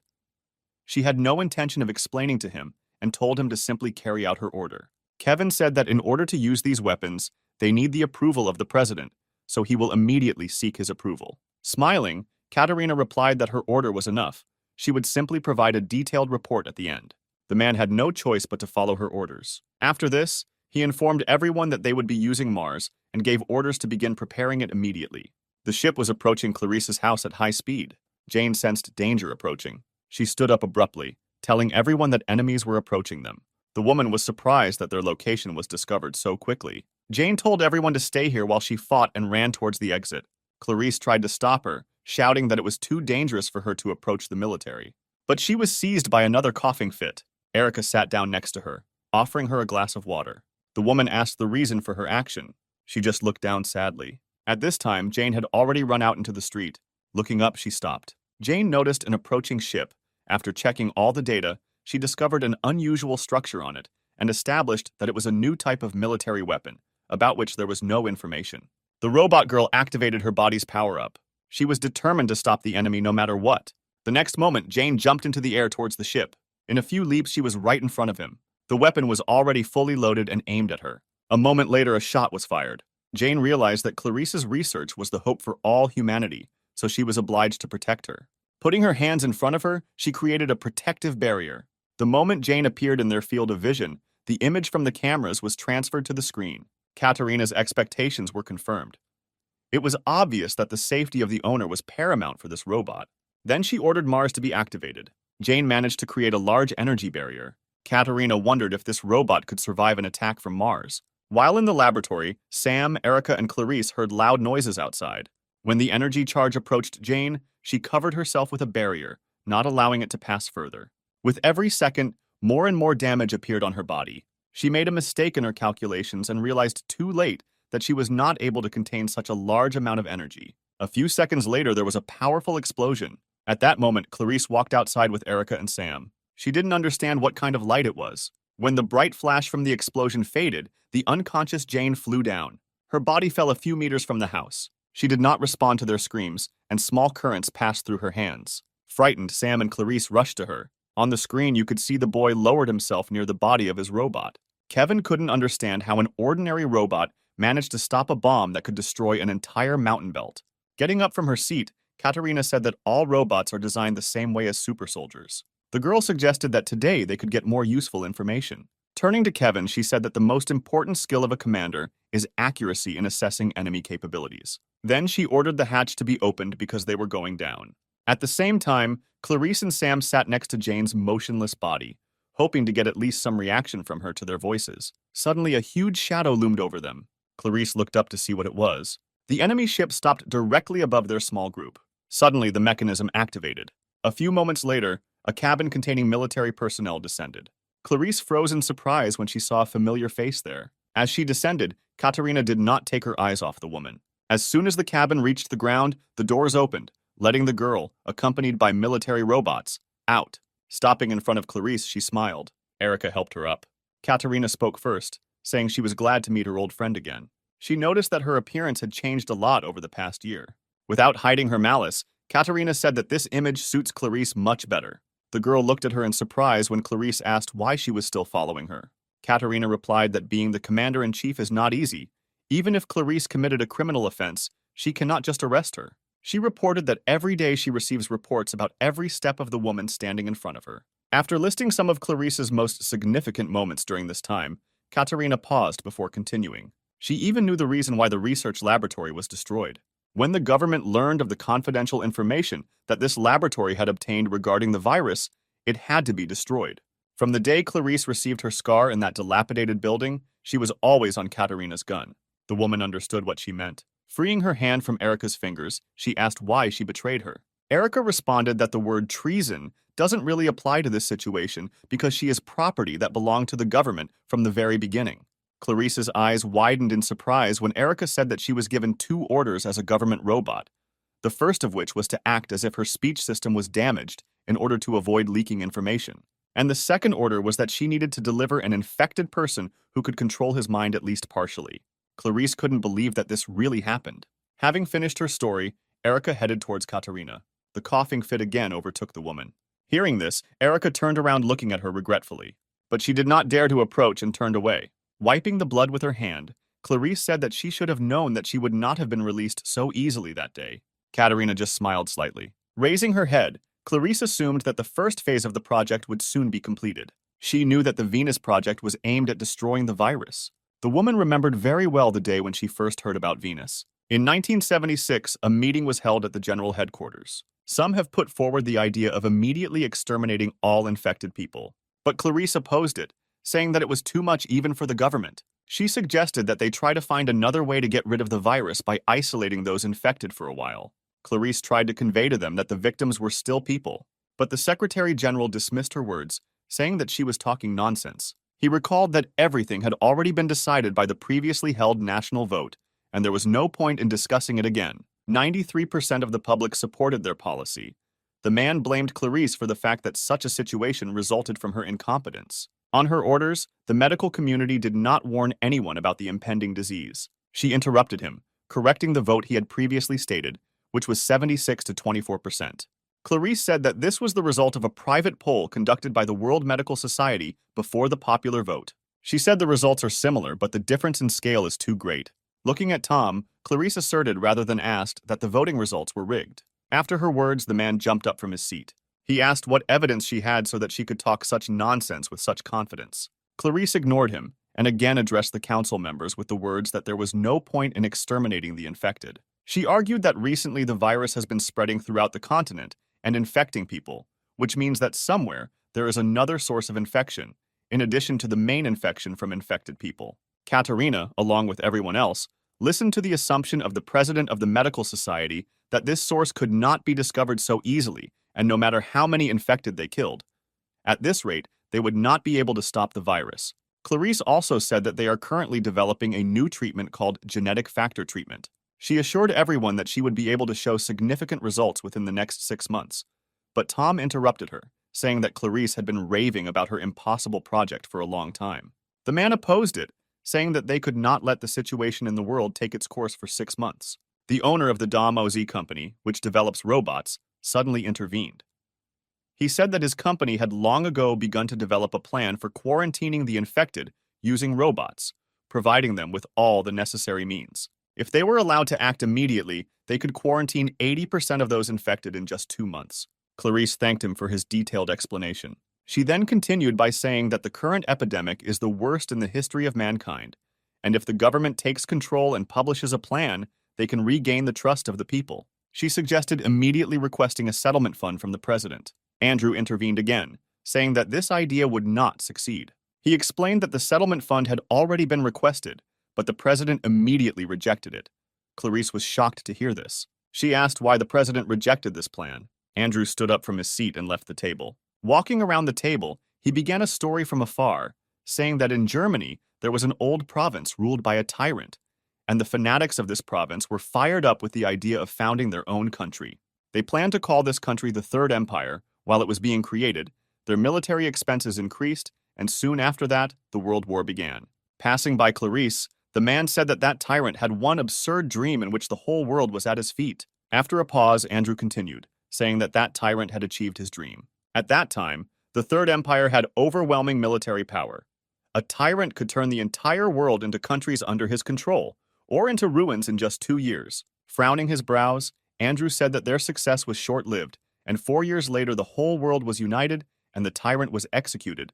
Thus, the Third Empire collapsed. Spreading his arms to the sides, the man summed up that a world government union was created to rule the whole world.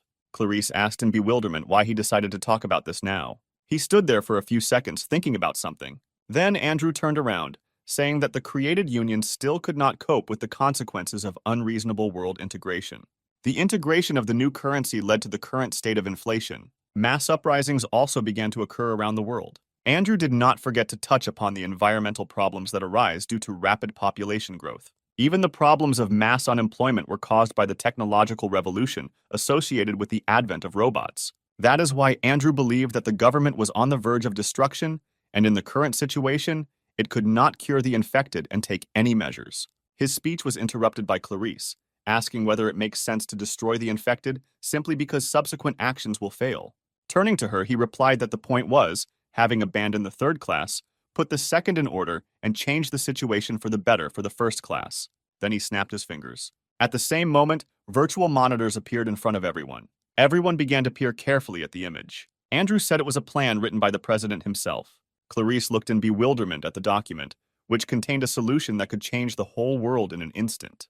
The Venus Project was introduced to everyone in this room. Andrew asked everyone to read the project summary on the first 3 pages. He said that there are also plans there that must be carried out by individuals. As Andrew advised, everyone read the indicated pages. Reaching the main plan, Katerina grinned, calling it madness. Clarice read line by line with horror. A few minutes later, the man again attracted attention.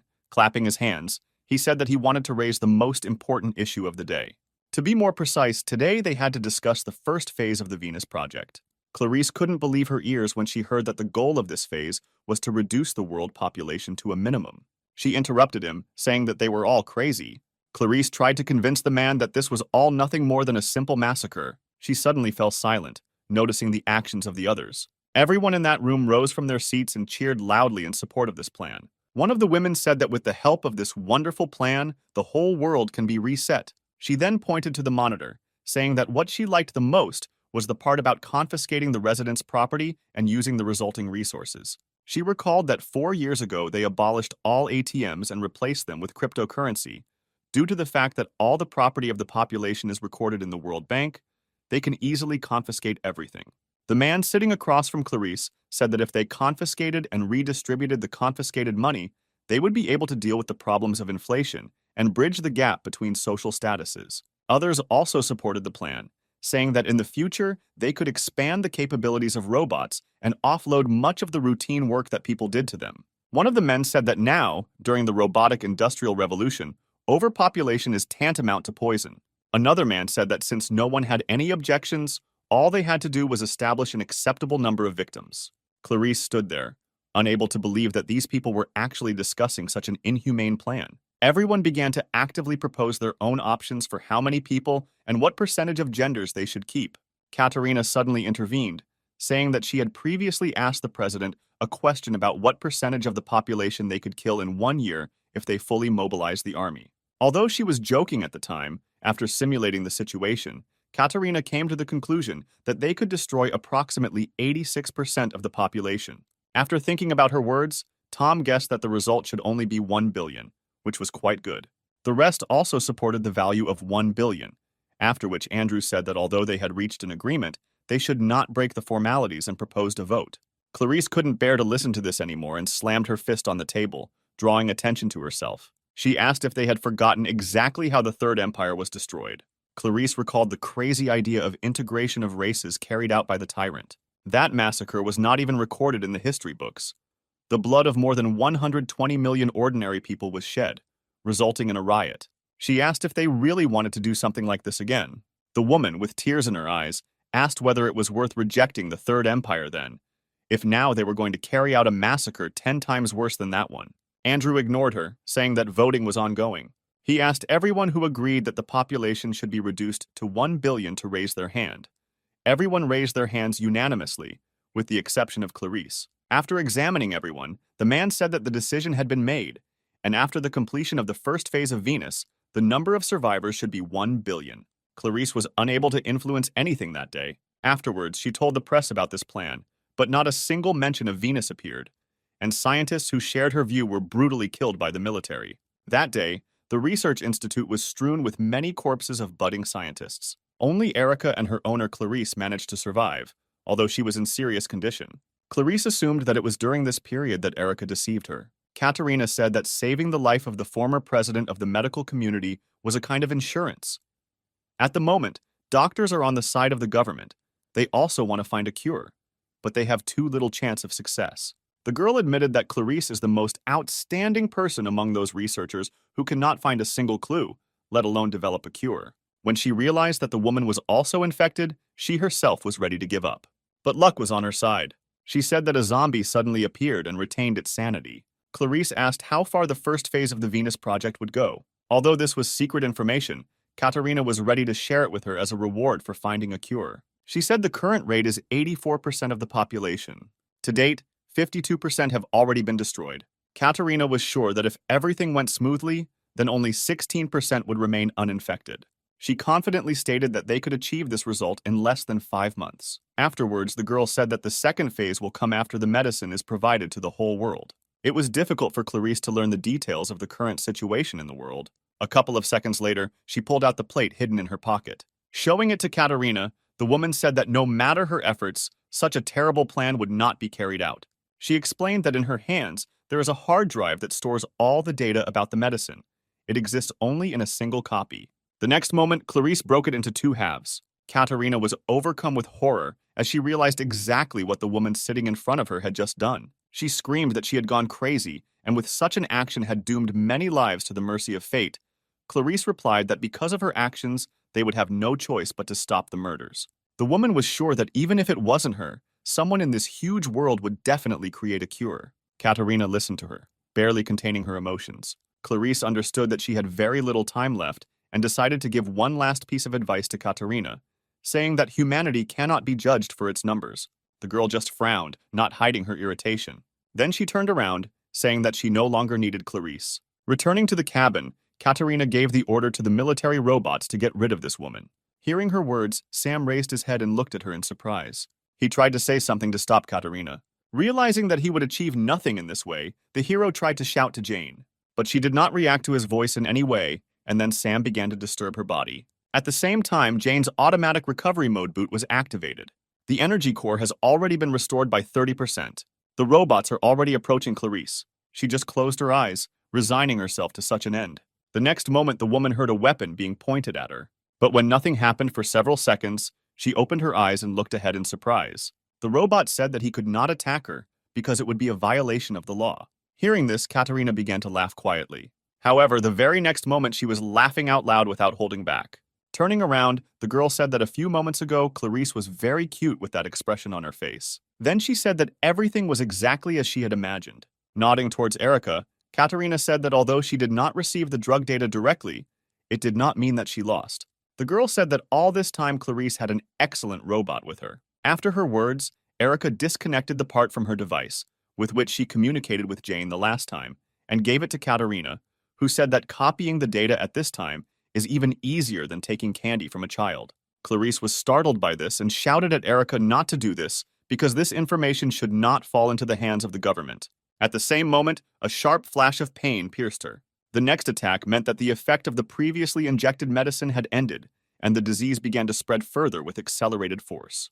The woman curled up on the ground with pain coursing through her entire body. Looking at this picture, Katerina assumed that the virus was gradually beginning to take over her mind. Smiling, the girl said that very soon Clarice would evolve into a monster. But since she had taken a significant step towards creating a vaccine, the woman should have no regrets. Excited, Erica rushed towards Clarice. Sitting down next to her, she asked her how she was feeling. Turning around, Erica asked Katerina to fulfill her promise and keep her word. She recalled that the girl promised her that if the mission was successfully completed, she would save Clarice's life. Shielding the owner, Erica said that she would soon become a zombie, and then she would no longer be able to tell anyone any secrets. Erica begged Katerina to keep her promise. Looking at this scene, the girl remembered the past. A year ago, this robot also begged to save Clarice. Snapping her fingers, she replied that she never forgets her promises. After a pause, Katerina said that unlike robots, people know how to lie. Erica looked in surprise at the girl standing in front of her. The next moment, many shots pierced her body. When the military robot stopped firing, Erica collapsed to the ground. Clarice, lying on the ground, watched this in horror. Shouting out her name, the woman tried with all her might to crawl towards Erica. Frowning her brows, Katerina said that she was the first to be insulted in this way. Never before had an ordinary robot tried to make a deal with her.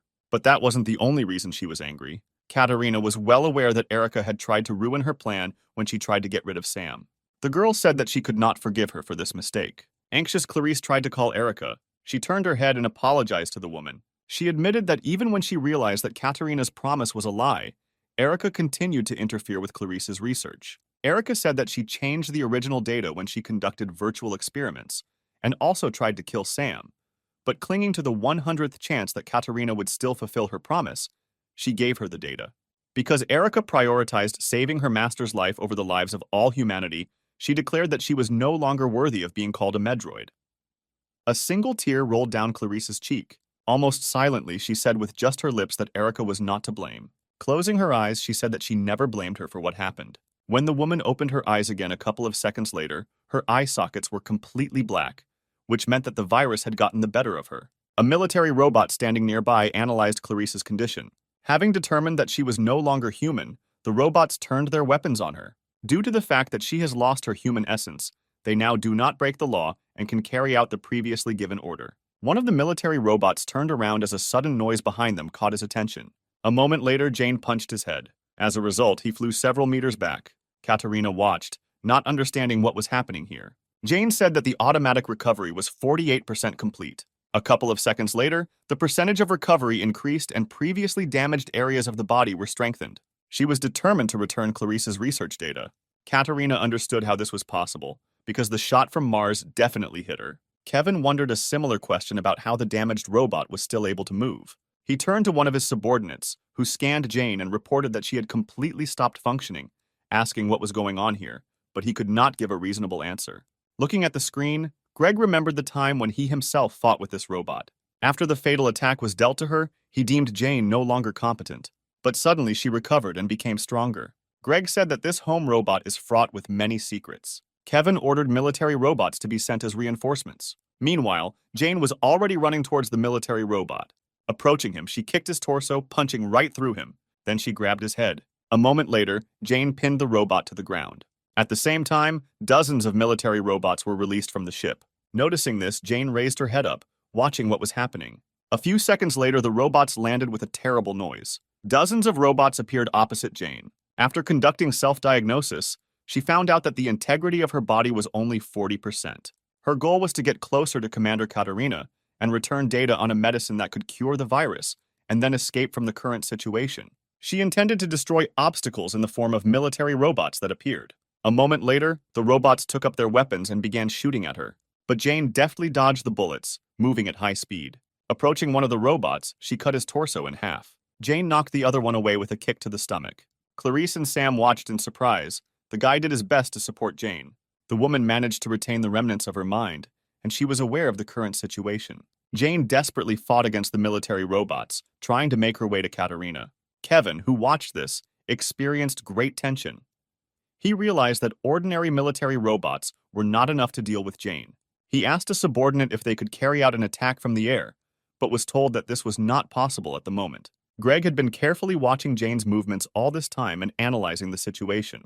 At one point, he shared his observations, saying that she was weaker than before. Jane herself at that moment was trying to fight off the robots that surrounded her from all sides. Greg explained that her movements were not as fast as last time, and he assumed that she had not yet fully recovered from Mars's shot. Suddenly, one of the military robots grabbed her arm. The next moment, Jane lost this limb. She frowned, realizing that losing her arm at such a moment could make the situation critical. Despite this, Jane continued to attack her opponents with her remaining hand. The war robots raised their weapons again and pointed them at her. This time, she was unable to escape the fire. The system warned Jane that the energy core had been damaged. With every second, the integrity of her body was rapidly decreasing. A moment later, the vision sensor was also damaged and the self-healing process was forcibly stopped. With difficulty, Jane managed to catch the sound of approaching footsteps. Before she passed out, she saw the silhouette of Katerina stopping opposite. The girl was pleased with what she saw in front of her. It amazed her that she had fought so hard to match a human. Slowly raising her hand, Jane said that her target was approaching. She reached out to Katerina standing next to her, repeating that she was obliged to return the data. But Jane fell before she could reach her goal. Katerina looked at her indifferently. A moment later, she admitted that Jane managed to surprise her because she has the ability to self-heal, which is built only into super soldiers. She then turned around and ordered the military robots to take Jane with them. The girl planned to provide it to Andrew from the House of OZ for analysis. She was wondering who was the creator of this model. Sam jumped out of his seat and ran to Jane. He approached her within seconds and intended to attack her from behind. But Katarina turned in his direction, sensing a threat. She managed to dodge Sam's attack and his fist flew into the ground. She was surprised that he decided to attack her. The boy, who retained his mind after infection, interested the girl no less than his robot. The next moment, she gave a signal to the military robots. Katarina said that it would be better if she captured it herself. Taking out her sword, she said that to complete this task, she did not need to leave Sam's arms and legs intact. At that moment, he rushed at her. She pointed the blade of the sword at him. But a couple of moments later, the boy froze in surprise, never having reached Katarina. Clarice managed at the last moment. Standing in front of Sam, she took the blow upon herself. Katarina did not have time to stop, and the blade went through the woman who suddenly appeared. She clenched her teeth from the pain coming from the wound. A moment later, she screamed that the pain experienced by the patient was equivalent to death. The girl was amazed that Clarice managed to retain the ability to speak. Suddenly, the woman approached Katarina, saying that she should feel this pain properly. The next moment, she bit her on the cheek, tearing off a piece of skin. Due to the fact that the girl recoiled sharply, her cap fell to the ground. When Clarice looked at Katarina's face again, her eyes widened in surprise. She asked what caused such a reaction in the woman. She asked if the zombies didn't like the artificial flesh of the mechanical doll. Looking at Clarice's surprised face, Katarina said that it was a doll that could synchronize with brainwaves, designed to protect important people. She explained that artificial intelligence does not have a conscience. The doll only reads the brainwaves of its owner and is controlled by them. Katarina's position was too high to go out and fight the polluted creatures herself. Suddenly, Clarice's consciousness left her. The exhausted woman fell to the ground. At the same moment, the doll transmitted the received data to the real Katarina. After that, she sheathed the sword and, looking to the side, noticed a wary guy. Picking up her cap from the ground, the girl looked at Sam and asked why he didn't attack. Smiling, she said that he knew what futile attempts were. Then she turned around and headed back to the cabin, said that their mission was over, and commanded the military robots to grab Sam and Jane. Following her orders, one of them grabbed the guy who was desperately trying to escape. Another grabbed the unconscious Jane. The remaining robot aimed its weapon at Clarice, who was lying in a pool of her own blood, with the goal of completely destroying her. Erica, who was conscious, tried to shout to her mistress. Sam saw this too and broke free from the robot's hands to come to the aid of his friends. Suddenly, Jane opened her eyes again, but the system notified her that movement was not possible at the moment. Her hull was only 2% intact, with 28 hours and 30 minutes remaining until complete recovery. A moment later, the emergency program was launched, and based on the results of scanning the surrounding area, a humanoid robot was detected at a distance of 25 meters. After analyzing Erica's condition, the system reported that all requirements had been met and preparations for the transfer had begun. A couple of moments later, the system was forced to boot. The operating system installation was successfully loaded. After this, Erica's body began to recover quickly. She opened her eyes for a few seconds. Suddenly, the robot targeting Clarice was destroyed in an instant. Hearing the shots, Katarina turned around to see what was happening. Clarice had regained consciousness by this time and watched what was happening in amazement. The system reported a successful system update and the medical module was disabled. Now Erica's combat skills prevailed, with the help of which she got rid of the robot a moment ago. Kevin looked at the screen in bewilderment, not understanding what happened this time. He was sure that this medical robot was disabled, but suddenly all its damaged parts were restored. Katarina felt the same bewilderment at what was happening. Erica applied the cloth to clean Clarice's wounds. She said she was able to stop the bleeding. Although the words were difficult for Clarice, she said that today she had already managed to see a miracle several times, looking at Erica's restored body. She just looked sadly at her mistress, assessing her condition. Clarice suffered fatal internal injuries. Erica did not want to admit that the chance of survival was practically equal to 1. Extending her hand to her, Clarice said that she should leave here as soon as possible. At least she should survive. She put her owner's hand back, saying that she should rest a little. Erica promised that she would take care of everything. After examining the weapon in her hands, Katarina realized that the weapon in Erica's hands was a combat module. The girl had a bad feeling. She commanded the military robot to deal with Erica, but she was already running towards them, preparing for an attack. When she came within their range, the robots opened fire. Suddenly, she jumped up, moving out of the line of fire. Erica then attacked her opponents from the air. The military robots were destroyed in the same instant, falling under her attack. She also got rid of the robot holding Sam. Then she freed Jane by shooting the robot in the arm. Moments later, having destroyed more enemies, Erica landed. Raising her head, she looked around. Kevin didn't understand how an ordinary medical robot got such combat power. He could explain Jane's similar strength because she was a modified model, but this robot was from a mass-produced model, and it certainly couldn't be modified. The man could not find a single logical explanation for the sudden change from medical to combat class. Katarina guessed that Jane was somehow involved in this. Breaking through the military robots, Erica approached Katarina, pointing her weapon at her. She wanted to say something to the approaching robot, but did not have time. The next moment, Erica shot the doll in the head. From such a sharp break in communication with the doll, Katarina felt a little discomfort. Kevin ordered everyone to proceed to launch an aerial bombardment. The data on the cure was already in their hands, and they no longer needed to be careful. A girl who stopped next to him said that this was not enough, because that medical robot was on the same level as Jane, or even stronger than her. She also noted that Erica specializes in long-range attacks, and it is not known whether they will be shot down if they attack indiscriminately. Katarina ordered their ship to be raised higher. Her order was carried out immediately, and their ship began to rapidly gain altitude. Erica watched this, standing next to the motionless body of the commander doll. Katarina said that all her pride was destroyed along with the doll's head.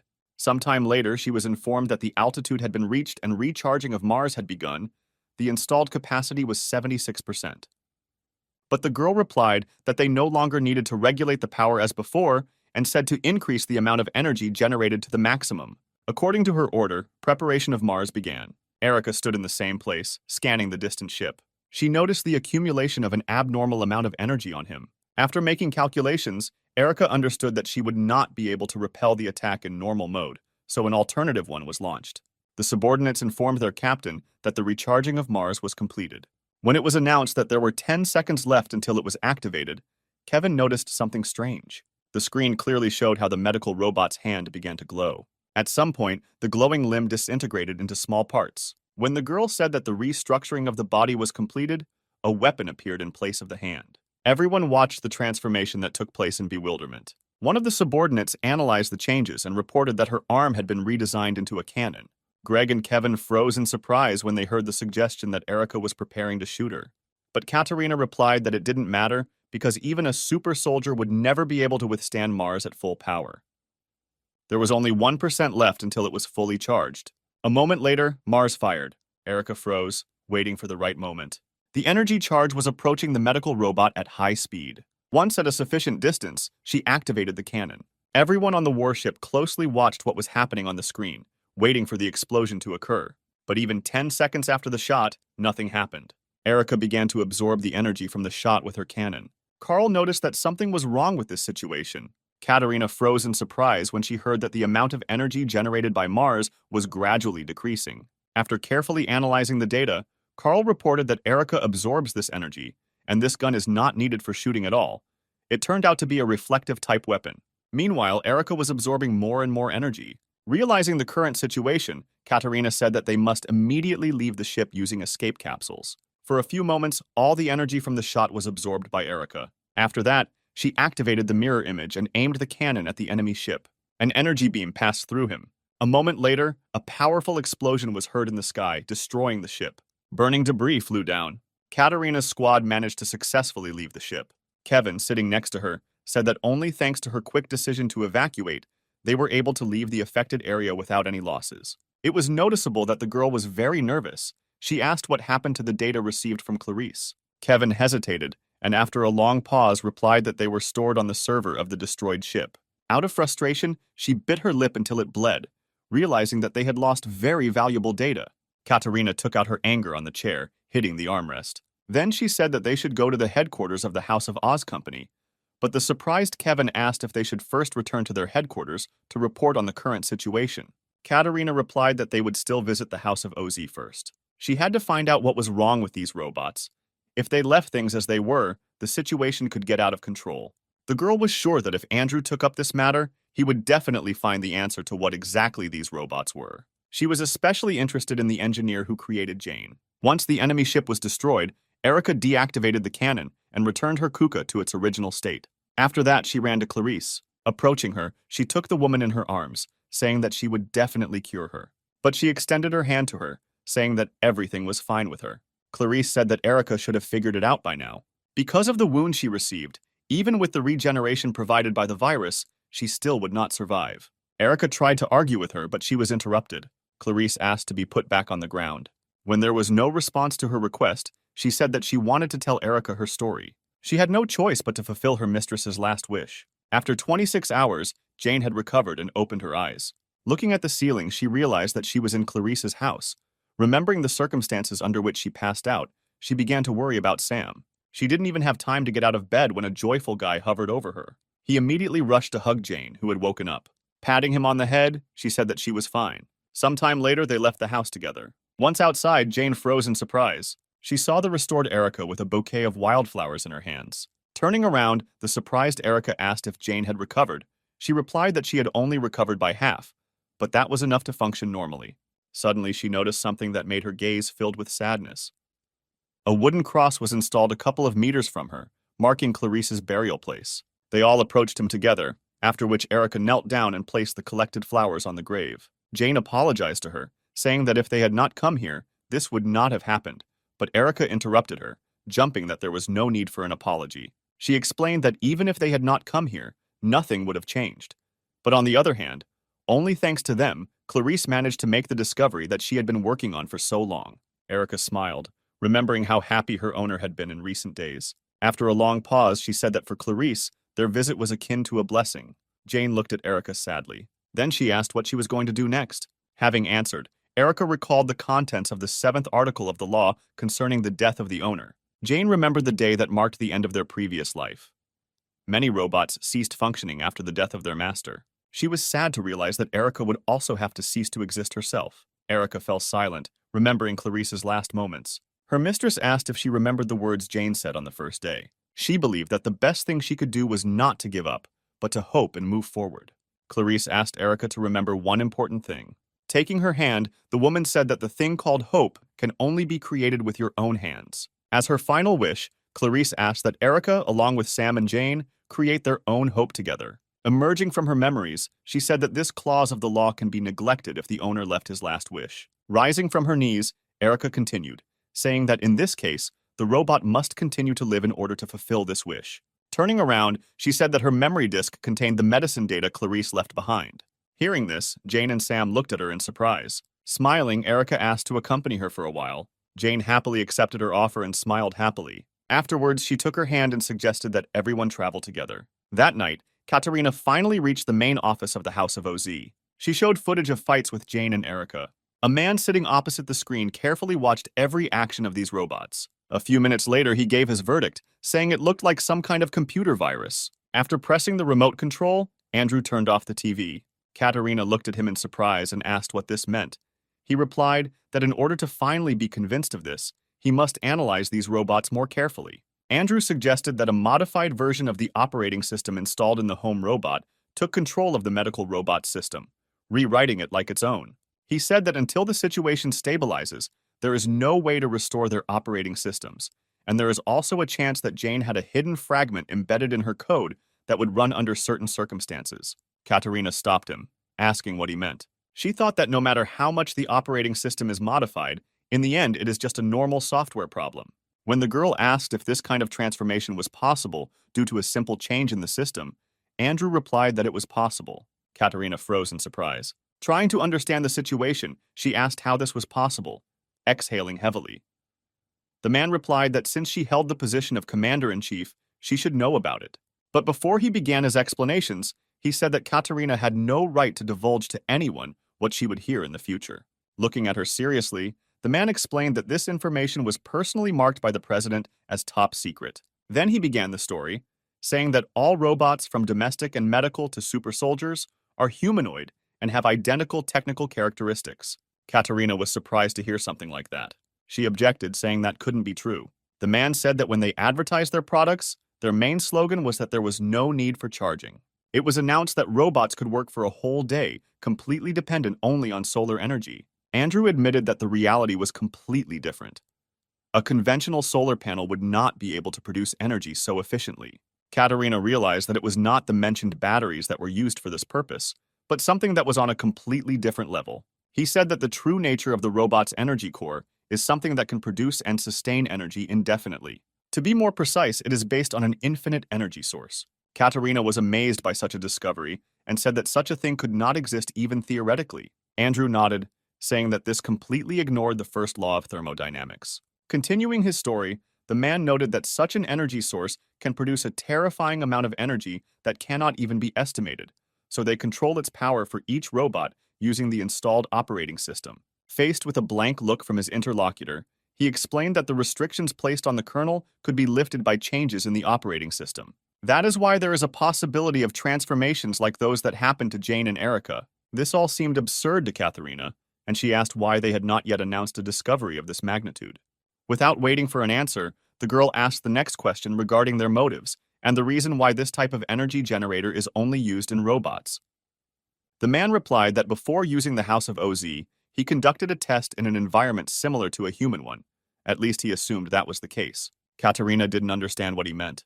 When she asked if he was the owner of this company, Andrew replied that he owned it only in words. Closing his eyes, he said that this was also classified information. He admitted that in reality the House of Oz is a state enterprise. His role was only to manage the company and some other things related to the software, and the government is responsible for the production of robots. The man explained this by saying that for the residents who are tired of the dictatorship of the Third Empire, they are masquerading as a private enterprise because people would not perceive the true state of affairs positively. Therefore, even he does not know exactly when an infinite source of energy was invented, and he also does not know about the method of its creation. Today, the place where most robots are created is Sector Number 1. The largest plant for their production is located there. This is due to one serious problem. Andrew said that an endless source of energy is produced in only one place on the planet. But due to the fact that this sector is directly connected with the president and is controlled by counterintelligence, even him is prohibited from entering there. Katerina was surprised by such a statement. He suggested that the reason for the need for such serious protection is to prevent critical situations. Looking at his interlocutor, the man said that the current situation was exactly like this. Katerina frowned at his words. Andrew continued, saying that if they leave those robots alone now, then in the future they may rebel against humanity, and they do not know whether they will form a squad in which each of them will be equal in strength to a super soldier. Having thought about the current situation, the girl tried to guess what consequences await them from the fact that an infected person is the owner of such a dangerous power. Rising from her seat, she thanked the man for providing her with the information. As she walked toward the exit, she suddenly turned around because she remembered another unasked question. Katerina asked if Andrew knew who the person who developed the operating system for Jane was. The man just looked at her with a hard look. After saying goodbye to him, she returned to the ship, where Kevin was waiting for her. She was in thought the whole way back. Kevin could only guess what kind of conversation she had with the head of the House of Oz company. Suddenly, the girl came out of her thoughts and asked him to contact headquarters so that they could prepare the main ship for departure. She said that as soon as they got there, they would go straight to the president's palace. Kevin asked if Katerina was sure that it was worth doing this. She looked at him blankly. Adjusting his glasses, the man recalled that they had recently lost one of the best warships and had also shot from Mars twice without permission. He asked if she was really sure that they should go to the president now, knowing that in a fit of rage he might even beat them. She said that she would deal with this on her own later and again plunged into her thoughts. If it weren't for the seriousness of the situation, she would really prefer not to meet with the president now, but she needs to get permission to use super soldiers. Meanwhile, Andrew replayed the video that Katerina had given him during their recent meeting. He was most interested in Jane. He couldn't believe that the man he had admired for many years had spent his retirement in an abandoned sector. The man took out a medallion that he always carried with him. Andrew didn't take his piercing eyes off the screen. He was sure that Jane was the last fragment of the project that this man left behind. Closing his eyes, the man thanked this man for such a gift. Thanks to this, he will finally get rid of the feelings of inferiority and disappointment that have haunted him all these years. Andrew set himself the goal of surpassing Louise, who was his teacher, at any cost. At the same time, Erica took Sam and Jane to a car parked not far from the house. She said that the car belonged to Clarice, and all this time they had been driving it into the city, while Jane and her master looked at this vehicle with delight. Turning to Erica, Jane asked where they would go, because they already had all the necessary data and all they had to do was create a cure. After her words, the honey robot thought about it. Suddenly, Jane remembered that there was a medical facility in Sector M42 and asked Erica if it had survived. But she apologized, saying that she could not analyze this data. Erica explained that these were not restrictions placed on her, but laws set by humans for robots. Medical robots were designed in such a way that they could not do anything better than humans. She suggested that the reason for this was to prevent the loss of specialists, but in reality, everyone understood perfectly well that humanity was still not ready to entrust their lives to a robot. After listening to her, Jane helped Sam climb into the car. Taking a seat next to Erica, she outlined their first task, finding a doctor. Moving away, she replied that before her death, Clarice mentioned someone who could inherit the data. Erica said she saw Martin when he worked as Clarice's assistant for a while. Although this man was a terribly sloppy person who always sat buried in his old book, its owner recognized his abilities. When Jane asked if they would go looking for this man, Erica nodded, answering that it would not be an easy journey. She said that the place where the man works is at the Center for Disease Control and Prevention and is located in Sector EU0. Having analyzed the distance to the final destination, Jane noted that it was very far. Erica said that distance is not their biggest problem. Due to the fact that Sam is with them, they will have a lot more problems if they poke their nose into this sector. She explained that this area is a quarantine residential area. Therefore, this is one of the few zones where people live without feeling a threat to their lives. The three of them had been moving non-stop for some time. Jane broke the silence by turning to Erica. She invited her to become friends. Jane said that people who spend a lot of time together and have common goals become friends. Erica responded that she didn't fully understand the concept of friendship. After her words, Jane realized that she had raised a topic that was difficult for other robots to understand and apologized. But to her surprise, Erica replied that although she wasn't sure if they would make good friends, she didn't mind trying. Jane was incredibly happy that she had a new friend. She and Sam clapped their hands together happily. Suddenly, something on the road caught Erica's attention. Ahead, someone put his hand out to the side, hoping that a passing car would stop and the driver would kindly agree to give a ride to a fellow traveler. Jo was incredibly glad to meet someone in such a wilderness who could help her. She jumped and waved her arms from side to side, attracting attention. Taking a closer look, Jane asked if the girl standing in front was a robot. Erica nodded her head, answering that she was also a house robot. She scanned Jo and said it was the latest model, having been released last March. To the girl's surprise, the car drove past her. When Jane asked why they didn't stop, Erica replied that they had too long a journey ahead and they shouldn't help other robots. She also said that the robot seemed suspicious to her, if only because she did not obey the law, according to which robots must wear only prescribed clothing based on their field of activity. Looking back sadly, Jane said that they could at least know her story. Suddenly, something clung to their car from behind. Sam and Jane watched in surprise. Grabbing the other end of the cable, Jo sat on their tail, shouting that in this cruel world, robots should help each other. She shouted all sorts of hurtful things at Erica. When she was called a one-eyed, heartless creature, her patience came to an end. Erica began to throw the car from side to side, hoping that the tail in Jo's face would finally come unstuck. Sometime later, they stopped at a gas station, deciding to listen to Jo's story. Erica asked about who she was and what she did. The girl introduced herself, saying her name was Jo, but after today, they could call her Hitchhiker. After this, Erica continued her questioning, asking who her owner was and why she was walking around alone. Jo replied that she was looking for her owner everywhere and wanted to ask them for a ride to the industrial zone in Sector F6. Opening the card, Erica apologized and said that they would not be able to fulfill this request. She explained that the sector she needed was in the west, and they were heading east. For this reason, they would not be able to give Jo a ride. Having finished her explanation, Erica led Sam and Jane back to the car, no longer paying any attention to the girl who was left alone. Running up to them, Jo said that the sector they were heading to was under quarantine and asked the reason for such a risky decision, especially with an infected person in addition. But Erica replied that they were not obliged to explain their actions to her. Exhaling heavily, Jo said that they don't need to be so careful, because robots don't know how to lie anyway. Jo tried to find an explanation for Erica's cold attitude and suggested that she had once been betrayed, and that is why she was acting this way now. Unable to bear it any longer, she turned around, saying that the girl should be more careful with her words. But she only laughed, saying that she had hit the target, judging by such a reaction. Afterwards, Jo more seriously said that they really shouldn't go into the quarantine zone, because without proper preparation, they would be destroyed in a split second as soon as they step inside.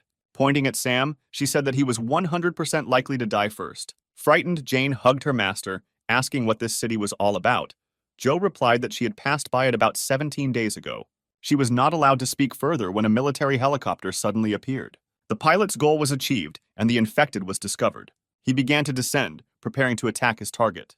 Jane and Erica turned around in horror and also saw a helicopter approaching them. Jo just grinned, saying that this was a great opportunity to show off her abilities. She then tossed her bag to Jane and said they could relax and watch the show. A moment later, everyone heard a warning about the opening of fire. Jo stopped in front of the helicopter, saying that she wouldn't need 10 minutes. After that, she activated her ability. The girl quickly clicked on the necessary system windows. Jane had a couple of seconds to prepare, after which she said that the synchronization was completed. Having penetrated the robot system, she managed to change the instructions. The indicator that marked Sam changed its color from red to green, indicating that the selected target did not pose any threat. Next, Joe gave the robot the order to self-destruct. A couple of seconds later, the military helicopter exploded from the inside. Friends standing nearby watched what was happening in surprise. The helicopter, engulfed in fire, quickly fell to the ground. After it hit the ground, there was a loud explosion. Joe approached the frozen Jane and Erica, asking how they were enjoying this little show. She said that they were very lucky to meet her, because without her help, they should not even dream of getting into the quarantine area. Closing her eyes, Joe decided she should introduce herself properly. The next moment, pointing to herself, she said that she was the only robot with a pre-installed hacker module.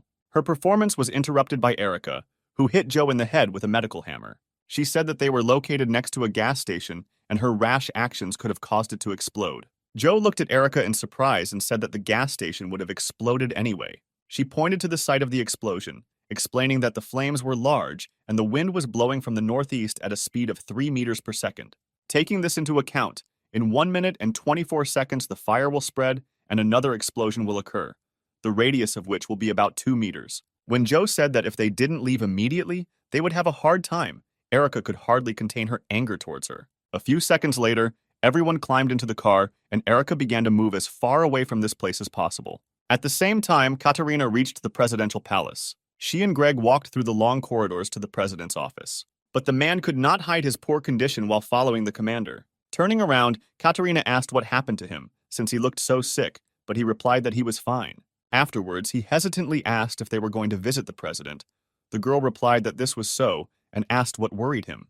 Greg asked why he was chosen to attend such an important event, and not her chief secretary. She replied that Kevin was still busy writing reports for headquarters, so he didn't have time for anything else. Afterwards, Katarina asked why Greg suddenly had such questions, and suggested that he did not like being here. But the man replied that everything was completely wrong. Grinning, she advised him not to be so tense, because the president is the same person as they are. Suddenly, another person appeared on the way. The guy, being the chief security officer of the president, immediately recognized Katarina, and saluting her, greeted her in a befitting manner. Greg would be surprised to see a young boy here and assume that he is a new recruit. But after examining his uniform, he noticed 2 stars sewn on. After that, he followed Siegfried's example and also saluted him, which earned Katarina a displeased look. The next moment, she slapped him on the head. The girl asked if he knew the basics of relations between subordinates and superiors. Katarina said that as long as he was with her, he did not need to salute. Rubbing the bruise, Greg apologized, saying that he was very nervous. Afterwards, the girl approached Siegfried, who was blocking their path, and asked him to move away. He bowed low, apologizing for his rudeness. Stepping aside, the guy asked permission to examine Katarina, because by order of the president, carrying weapons inside was strictly prohibited. After his words, without further ado, she took off her weapon and threw it to Siegfried, who deftly caught her sword and pistol. She said that this was all she had with her and forbade her to even touch herself with a finger. The girl also expressed her assumption that he did not need to conduct a thorough check to make sure that she still had hidden weapons. The guy only nodded, confirming her thought.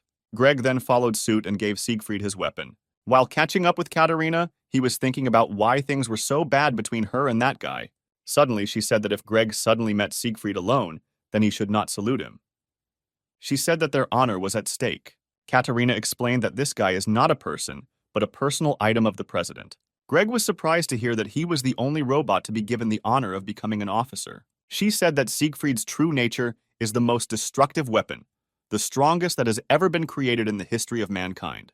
He was a super soldier. Turning around, Greg could not believe that he had a chance to see the most legendary robot, about which there were many rumors. Approaching the director's office, Katarina knocked on the massive door, announcing her arrival. The man inside the office gave permission to enter. Meanwhile, Jane's company with a new member was moving to Sector F6. Jane tried to find out as much information as possible about the quarantine zone, but Joe constantly evaded the answer. She justified this by saying that once they got the information they needed, Erica would immediately throw her out of the car. After Joe approached her, asking if her suspicions were true, Erica did not deny anything, saying that she was too suspicious. After analyzing her manner of communication and appearance, Erica suggested that Joe had been illegally re-signed. When Jane heard that according to the law, such re-flashing of a robot is punishable by 30 years of imprisonment in prison, she felt uncomfortable because she too had been illegally re-flashed. Erica also mentioned that the robots have the strongest security system built into them in the whole world, and to reflash them, you need to be a world-class programmer. Smiling, Joe asked what she was trying to say with such hints. Erica said she wouldn't beat around the bush and would ask directly. The next moment, she asked if Joe was a government robot sent to monitor them, but she just smiled, leaving this question unanswered. Jane intervened in their conversation, saying that Joe could not be a spy. She explained this by saying that from the very first meeting, she acted as if she had seen them for the first time, and pretending that this was not the case would be difficult for a robot, because they do not know how to lie. Erica suggested that these laws could be rewritten in her system.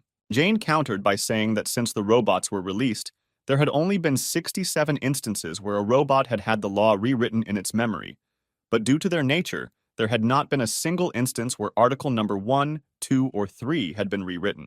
She explained this by saying that if one of these articles is ignored, robots can become a threat to humans, and they should also take into account the security system. Remembering the last skirmish with Katarina, if it were possible to rewrite the previously listed articles, then it would be easier for her to reprogram Erica rather than keep her silent all this time. Erica remained silent, not knowing how to object to this fact. Joe praised Jane for her intelligence, because even she is not able to ignore the laws of the first article, as noted earlier. She said that there are 3 levels of protection in the robot security system. The first 3 articles are in the Good Witch category and is intended to protect people. The Oscar category prevents illegal rewiring, and the Clyd category. Joe admitted that her master hacked her all the way to Oscar, but the Good Witch turned out to be much more difficult, and no one will be able to hack her in the next 50 years. Erica was amazed at the man's abilities. When Joe named her master's name, Jane looked at her with enthusiasm, saying that he was a very famous person and everyone knew his name. She said everything she knew about the Cheshire Cat. Firstly, he was the best hacker in the whole world. He reveals the illegal activities of terrorist groups, governments, and financial institutions. Touching Sam, Jane said that he was an ardent fan of this man, and if they managed to meet him one day, she asked if she could get an autograph. Joe replied that if they really managed to find him, they could ask for at least thousands of autographs. She admitted that she was not sure whether her master was still alive or not. The Cheshire Cat tried to hack into the system of one company, but they were spotted, and the police very quickly discovered their temporary location. When they broke in, Cheshire fled. Therefore, all this time she was just looking for a way to kill time, doing what she wanted to do with the owner while they were together. After listening to her, Jane asked what exactly she wanted to do. Smiling, Joe replied that she had always dreamed of breaking into the presidential palace. At the same time, Katarina and Greg were already in the director's office. The man was very excited. He never dreamed that the day would ever come when he would meet the president in person. Suddenly, the president, without turning around, spoke. From the report he received, he knew that Katarina had failed in obtaining data on the cure. They had lost one of the best ships, and worst of all, she had used Mars without his permission. Afterwards, he asked how much impudence she had to ask for a personal audience after all of the above. Katarina clenched her fists from tension. Taking a step forward, she said that they clearly knew what exactly caused the data acquisition operation to fail. When she said that due to a lack of information about the true nature of the robot's energy source, she was unable to cope with the situation, the man smirked. Having accepted this answer, he asked how Katarina would explain using Mars without permission. The girl explained that this was a situation in which they could not assume what exactly the infected Clarice could do with the data, which is why she acted as she saw fit to obtain the data and eliminate the threat. Turning around, the president clarified whether this was her order. He wondered since when did she consider herself his equal, since she believed that she had enough power to use dangerous weapons on her own. Katarina replied that she only did what she considered necessary in that situation. She explained this by saying that the commander-in-chief must be flexible and take any action during the war, leading people along with him. The man looked at her with a frown after listening to her answer. The next moment, he asked her to come closer to him. Katarina complied with the request and took a few more steps forward. A few seconds later, she stopped in front of Bishop. For a couple of moments, he stood still, saying nothing. Then he suddenly pulled out a pistol and put the barrel to Katarina's head. Seeing this scene, Greg began to seriously worry about his commander. Bishop shared that he had heard rumors that Katarina was getting rid of any of her subordinates who were looking for excuses for their mistakes. After which he said that now she is becoming like them, trying to evade responsibility under various pretexts. The girl replied that she would accept any punishment for her actions. Katarina said that she received her uniform 23 years ago, and until now they have never tried to evade responsibility for their actions. Afterwards, she explained that the real reason for today's meeting was not an excuse. hearing which he would have ignored not only the fact that the operation was a failure, but also the careless analysis of the data of other employees. She is here to accurately report the seriousness of the situation and its solution. Speaking about solving the problem that had arisen, Katerina mentioned a legion of super soldiers, which obeys only the president. The commander asked Bishop to transfer to her part of the rights to command this detachment. The man replied that she was too self-confident. He suggested that by believing that she had achieved her title through her own efforts, Katerina considered herself an outstanding person. Afterwards, the man released the safety, saying that the situation was actually completely different. It was he who gave her her current status and power. After checking her out once again, Bishop said that there were many people who could replace her. After these words, he pulled the trigger and the sound of a shot was heard. When Jane and Erica heard about Joe's plans, they called her crazy. Erica said that no matter how brilliant the Cheshire Cat might be, doing something like that is too reckless. Joe explained that it was all because of the evidence found with her master. They suspect that the president may have artificially caused a virus that turns into zombies. At the same time, Greg looked at the president in horror. There was barely noticeable smoke coming from the man's gun from the shot. Katerina still stood in front of Bishop, with a scratched cheek and a bleeding ear grazed by a bullet. The man was surprised that the girl didn't even flinch when he fired. Lowering the gun, he said that if she had tried to dodge the bullet, she could have lost her life, and then asked why she was sure that he had not intended to kill her in the first place. Katerina replied that there was nothing surprising in her action. She only took responsibility for her words that she would accept any punishment. Sighing, Bishop walked over to his desk, saying that for her contributions to combat command over the years, he would turn a blind eye to her mistakes this time.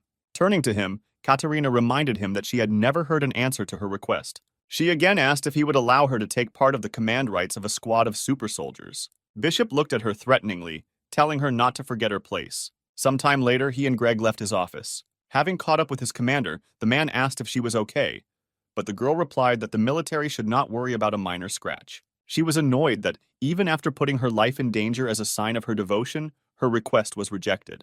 Turning around, Katerina looked at the bag her companion was carrying. Exhaling heavily, she decided that even this would be enough for her today. The commander hoped that the items she received from Bishop would benefit her in the future. At the same time, Bishop was in his office watching a recording of battles with robots that had gotten out of control. When they knocked on his door, he gave permission to enter. Walking inside, Siegfried greeted the man. The president asked him to come and look at this recording. When Siegfried approached the table, the man pointed at Jane, saying that it was a robot that caused excitement among the highest military officials. Then he asked who, in his opinion, created this robot. After analyzing all the data obtained from the recording, Siegfried replied that it was Dr. Louise. He said that no one else could create something like that for anyone other than her. Having received the answer, Bishop tiredly covered his eyes with his hand. This woman has always remained a mystery to him. But the man did not understand why she decided to intervene and stop his plans right now. At the same time, the company of our heroes continued on their way. After hearing the suggestion that the president could artificially cause the virus, Erica replied that this assumption was unfounded and made no sense. Joe asked why she rejected the idea. Erica explained that even the Association of Scientists spent more than 6 months studying this virus, and still no one is sure where this virus came from. She admitted that her owner also began to suspect the president immediately after the UN meeting. But with all his power, it is impossible for this type of virus to appear and spread unnoticed by health organizations. Joe listened to her interlocutor with interest. But when she fell silent, she laughed and said that it was too stupid. Yet Joe was delighted that Erica's owner was Dr. Clarice, who had no equal in the field of medicine. Erica frowned when Joe said that the more professional a person was, the more likely it was that they would not be able to see the beam in their own eye, and their imagination would be too limited. To everyone's surprise, she suggested that it might be possible to cause an epidemic without the need to create a virus. Excited, Jane asked how this was possible. Pointing forward, Joe replied that they were heading to Sector F6 to confirm or refute this hypothesis. Bishop handed Siegfried his cap, telling him to find this pet robot. The man gave him orders to find out how Louise's legacy could affect his plan. Having accepted this order, Siegfried threw on his cloak. After that, he headed towards the balcony, saying that he would return having successfully completed his mission. Coming out onto the balcony, Siegfried stopped. He looked up, starting synchronization with the satellite. It only took him a couple of seconds to establish the connection. After that, he could access any data. After analyzing the area around Louise's house, he discovered a damaged military robot 80 meters to the southeast. Knowing the initial data, it was not difficult for him to calculate the current location of his target. Having finished the analysis, he jumped to a higher point. Looking around, Siegfried tried to determine the direction he needed. A moment later, he established that his target was moving at a speed of 70 kilometers per hour towards Sector F6 along the highway 14 kilometers away. Having outlined his route, he was ready to set off to capture his target. As Siegfried jumped into the air, blue light streamed from the holes in his cloak. A moment later, a pair of wings appeared behind him. After that, he rushed towards his target's location with lightning speed. Siegfried covered a long distance in short moments, and so he found himself a couple of kilometers from the route he needed. Unaware of the threat looming over them, Erica said that they would be there in just 10 minutes. Suddenly, she felt someone approaching. Jane also felt something very dangerous approaching them. Erica turned around, warning the others of the danger. Looking at the sky, Jane reported that someone was approaching them at very high speed. After analyzing the data, she determined that such energy could only belong to a robot. With every second, he became closer and closer to them. A moment later, he landed a couple of meters from the car, blocking their path. Once the large amount of energy they released was reduced, they were able to make out a human silhouette through the column of dust. Siegfried slowly rose from his knees. Joe was filled with horror when she realized that there was a super soldier in front of them. Having taken a few steps forward, he stopped, saying that he was very pleased to meet those present. Jane watched his every move warily. Bowing, Siegfried announced that he had contacted the presidential palace and was a military robot holding the position of head of the Security Council. When he raised his head again, his body was surrounded by many small electrical discharges. Siegfried said that Jane should have already guessed the reasons for his appearance here. She really guessed for what purpose the super soldier was sent to them. The next moment, she jumped out of the car under the surprised looks of her friends. Despite their cries of protest, she landed a few steps away from Siegfried. She then activated her weapon station, preparing to attack.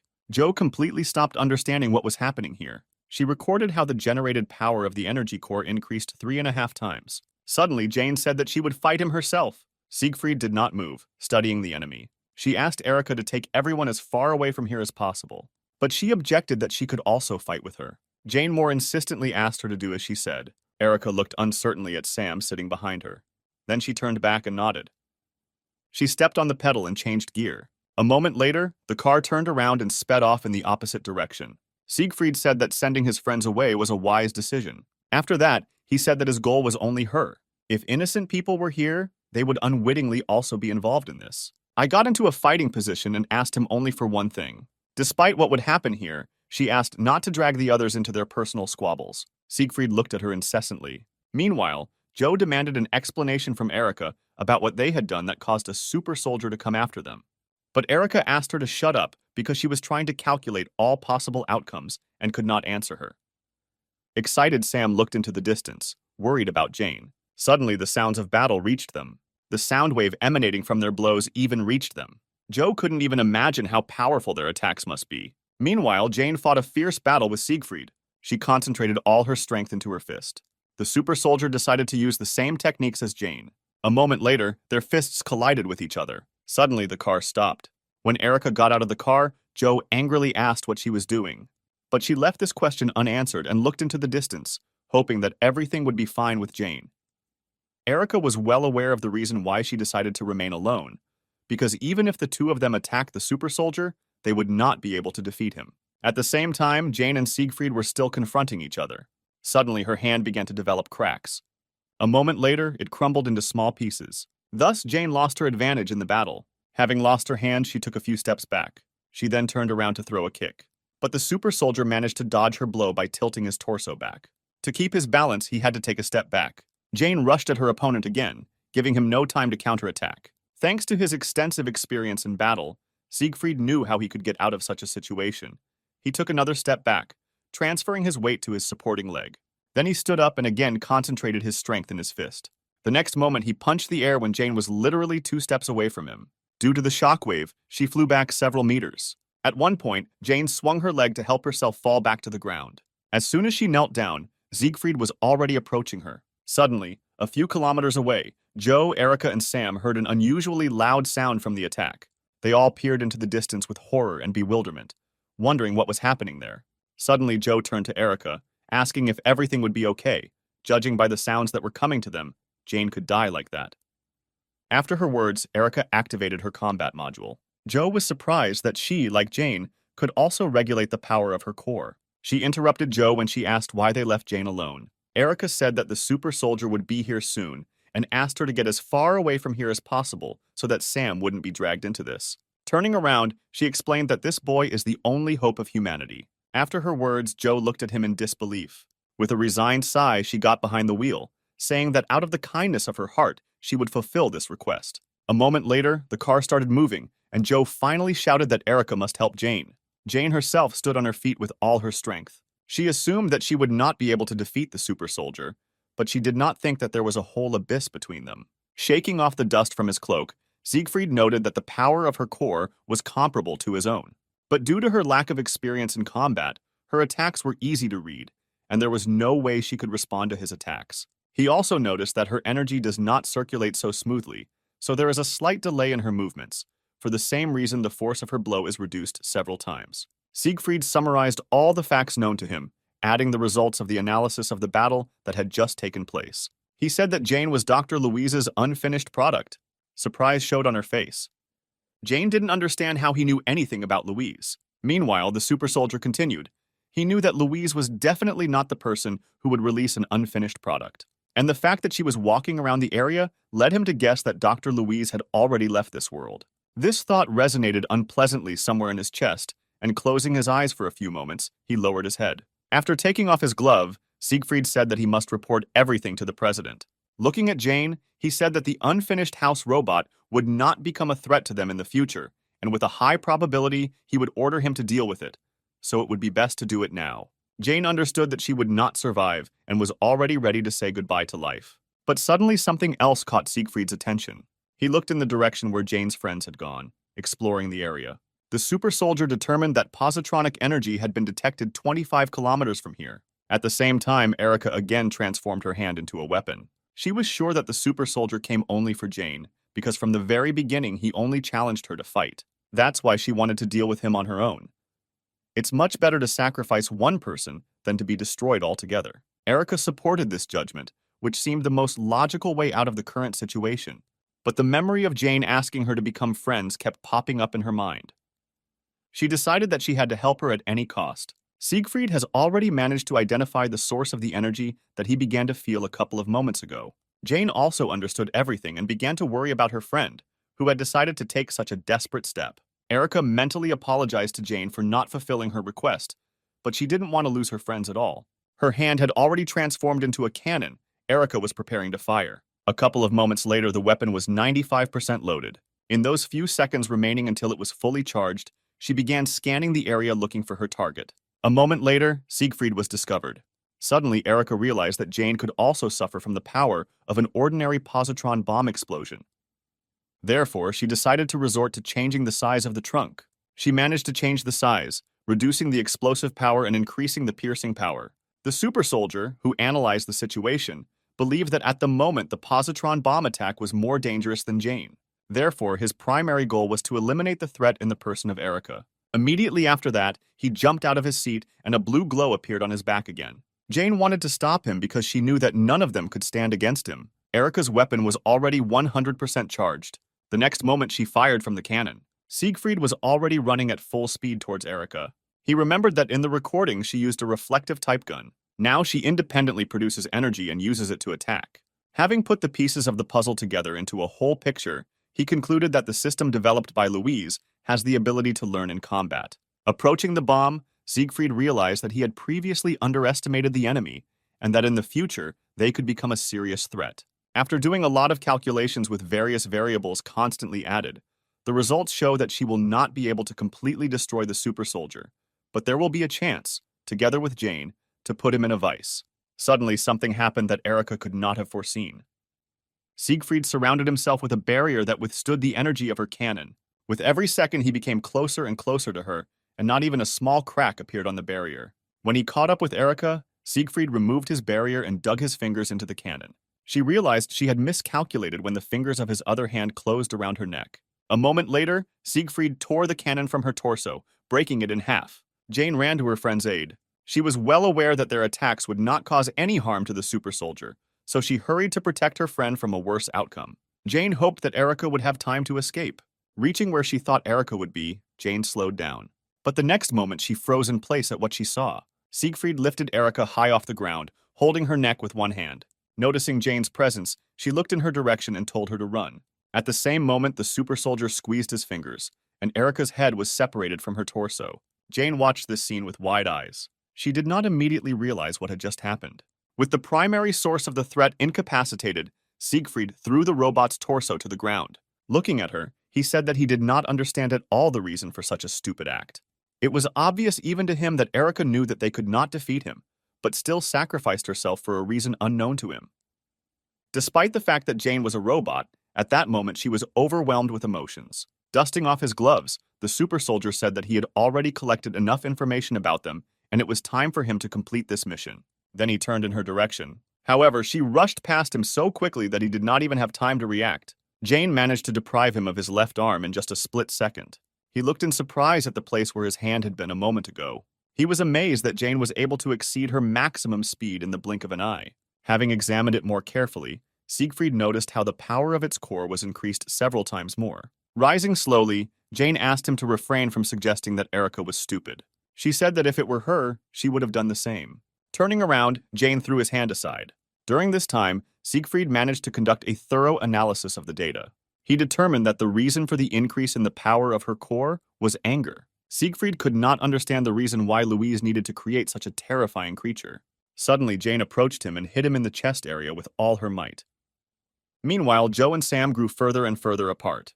Joe didn't understand at all how she got involved in this whole situation. She just wanted to go for a ride. In just a couple of hours, she managed to encounter several things that she did not understand. She was tormented by the question of why Jane and Erica could control the power of their cores. If they were reflashed, then this would require an Oscar-level security hack, which raised another question that haunted her. Who else besides her master could do something like that? In addition, there was a whole swarm of other questions in her head, both about Sam, who, for reasons unknown to her, is the hope of humanity, and also about the super soldier. Suddenly, Sam began to shout something and actively pull her by the hood. Because of these actions of the guy, Joe suddenly braked. After that, she turned to him, saying that when someone is driving, they should not be distracted from the road. But he didn't listen to her at all and, knocking on the car, pointed his finger to where they came from. Joe understood what exactly Sam was trying to tell her, and then asked him if he wanted them to go back.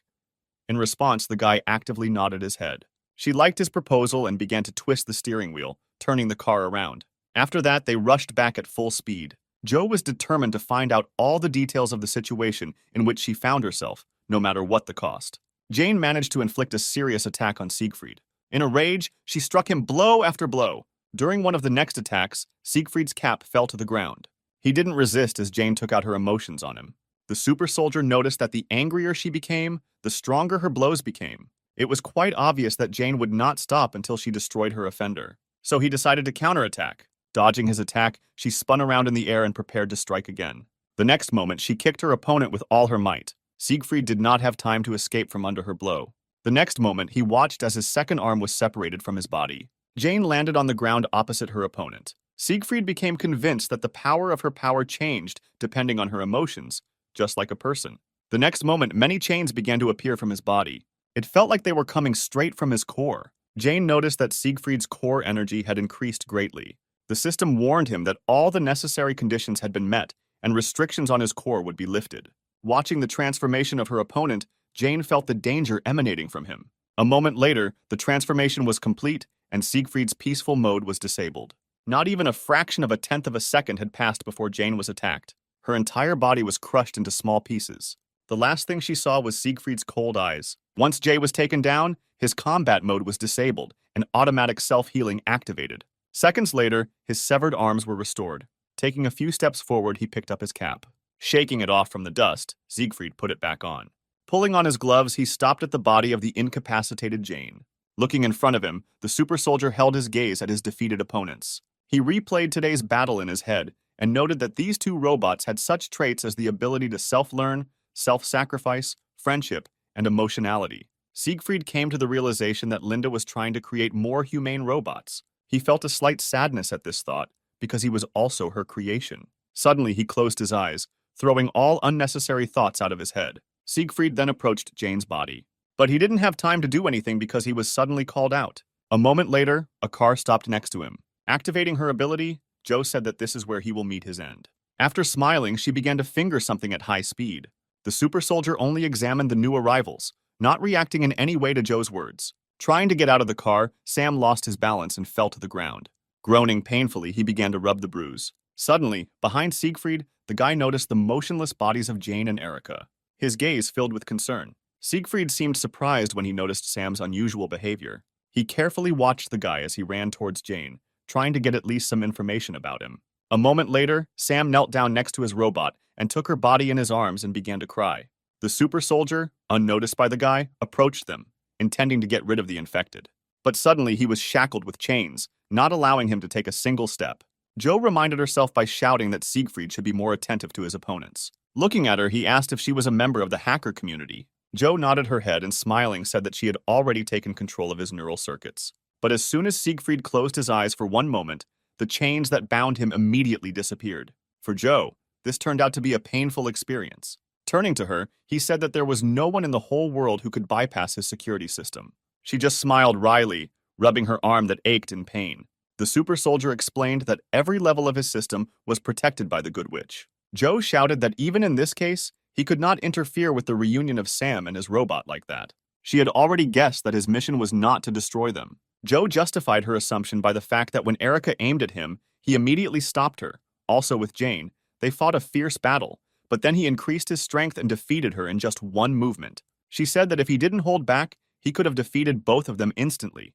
But he was deliberately hiding her. Everyone knows that robots don't need to fight so ineffectively without any special reason. Based on this, Joe assumed that all this time Siegfried had been collecting data on Jane, who had transformed in a very strange way. Jumping out of the car, she said that most likely he was also tasked with destroying her after receiving the data. But fortunately for her, it did not seem at all like he intended to do this. She was sure that if this were not so, the super soldier would have destroyed her long ago instead of listening to her long speeches. Closing his eyes, he confirmed her guesses, adding that the president had added a few more conditions to him. After that, Siegfried turned to her, saying that his mission was completed and he could return back. Jane took out salt and showered it on the super soldier standing in front of her, telling him to leave this place as soon as possible. When Siegfried said that even if he let them go today, Joe should not relax, she looked at him with incomprehension.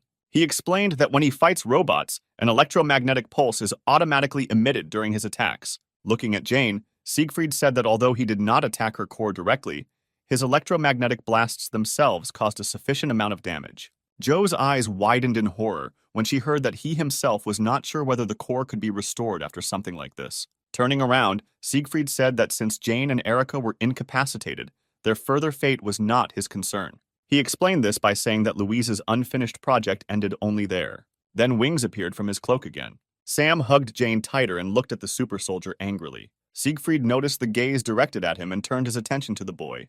Looking closer, he noticed that he looked familiar. The super soldier remembered that Louise had a locket with a photo of a boy who looked like Sam. Afterwards, he lost interest in the guy. The next moment, Joe watched as Siegfried soared into the sky. She watched and shouted after him so that he would never come back here again. Then she came to her senses and picked up the bodies of the robots, simultaneously telling Sam to collect the remaining small parts from them. Several hours later, they finally reached Sector F6. All the while, Sam held Jane's torso in his arms. Turning to him, Joe told him that he should not worry ahead of time, because she was still not dead. Then she began to look around, looking for the address she needed. Suddenly, she saw the desired number and joyfully headed in that direction. A few minutes later, she parked at the House of OZ branch building. To get inside, they needed a key card. But with her skills, it was not difficult to hack into the system and gain access. The next moment, the door in front of her began to open. Once inside, she was glad that the electricity was still working. When she got to the lounge, Joe told Sam to leave Erica and put her on Jane's bed. Looking at her, the guy nodded uncertainly. Then they laid her down on the bed together. Joe was very worried because if the robot core was turned off for a long time, then automatic data deletion would begin. Therefore, a destroyed robot core is tantamount to human death. She hoped that she would have time to correct the situation in time. Having opened Jane's chest compartment, the surprised Joe pulled back. After examining the core, she came to the conclusion that, fortunately for them, it was not completely destroyed.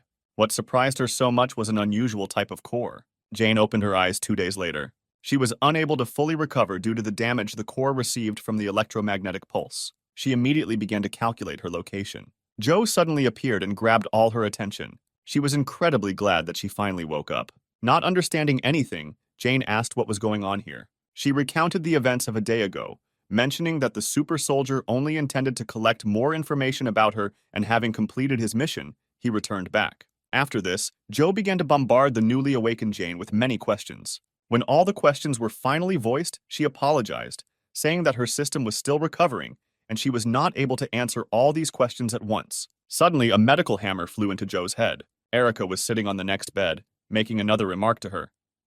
Sam entered the room and joyfully ran to his robot. Joe turned her attention to Erica, who had also finished her recovery a few moments ago, beginning to bombard her with the same mountain of questions. Due to excessive emotionality and carelessness on Joe's part, Erica's head was again torn away from her body. Jane and Sam watched in horror at such a terrifying scene. Sometime later, an irritated Erica's head was returned to its place and wrapped in duct tape for a while.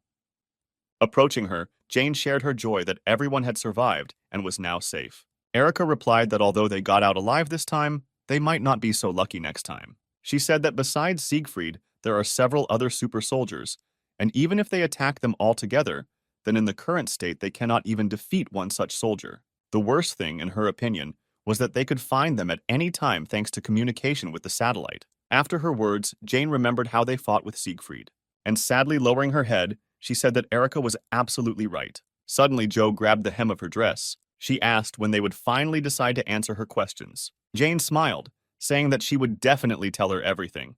But there were too many questions, and it would be too ineffective to answer them one at a time. She decided that it would be better if she simply conveyed her memories to Joe and sat down next to her, asking if she was satisfied with this option. She was told that anything would do, as long as she could satisfy her curiosity. But Jane warned that her operating system had not yet fully recovered, and she would only be able to transfer data in 20 minutes.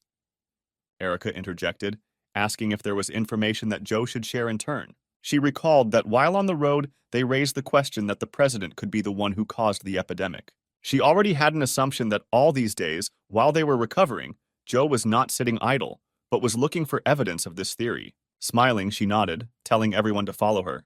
And a few minutes later, they were walking down the long corridor of the research center, following Joe. Suddenly, something behind the glass caught Sam's attention.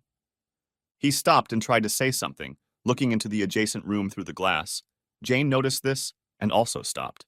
Approaching the glass, she realized what exactly caused such a reaction from her master and called Erica. She approached in the same way and froze, looking through the glass in bewilderment. In the adjacent room, there were several dozen models of military robots. Joe explained that this place used to be a laboratory for one of the branches of the House of OZ, usually where the latest and improved research products were produced.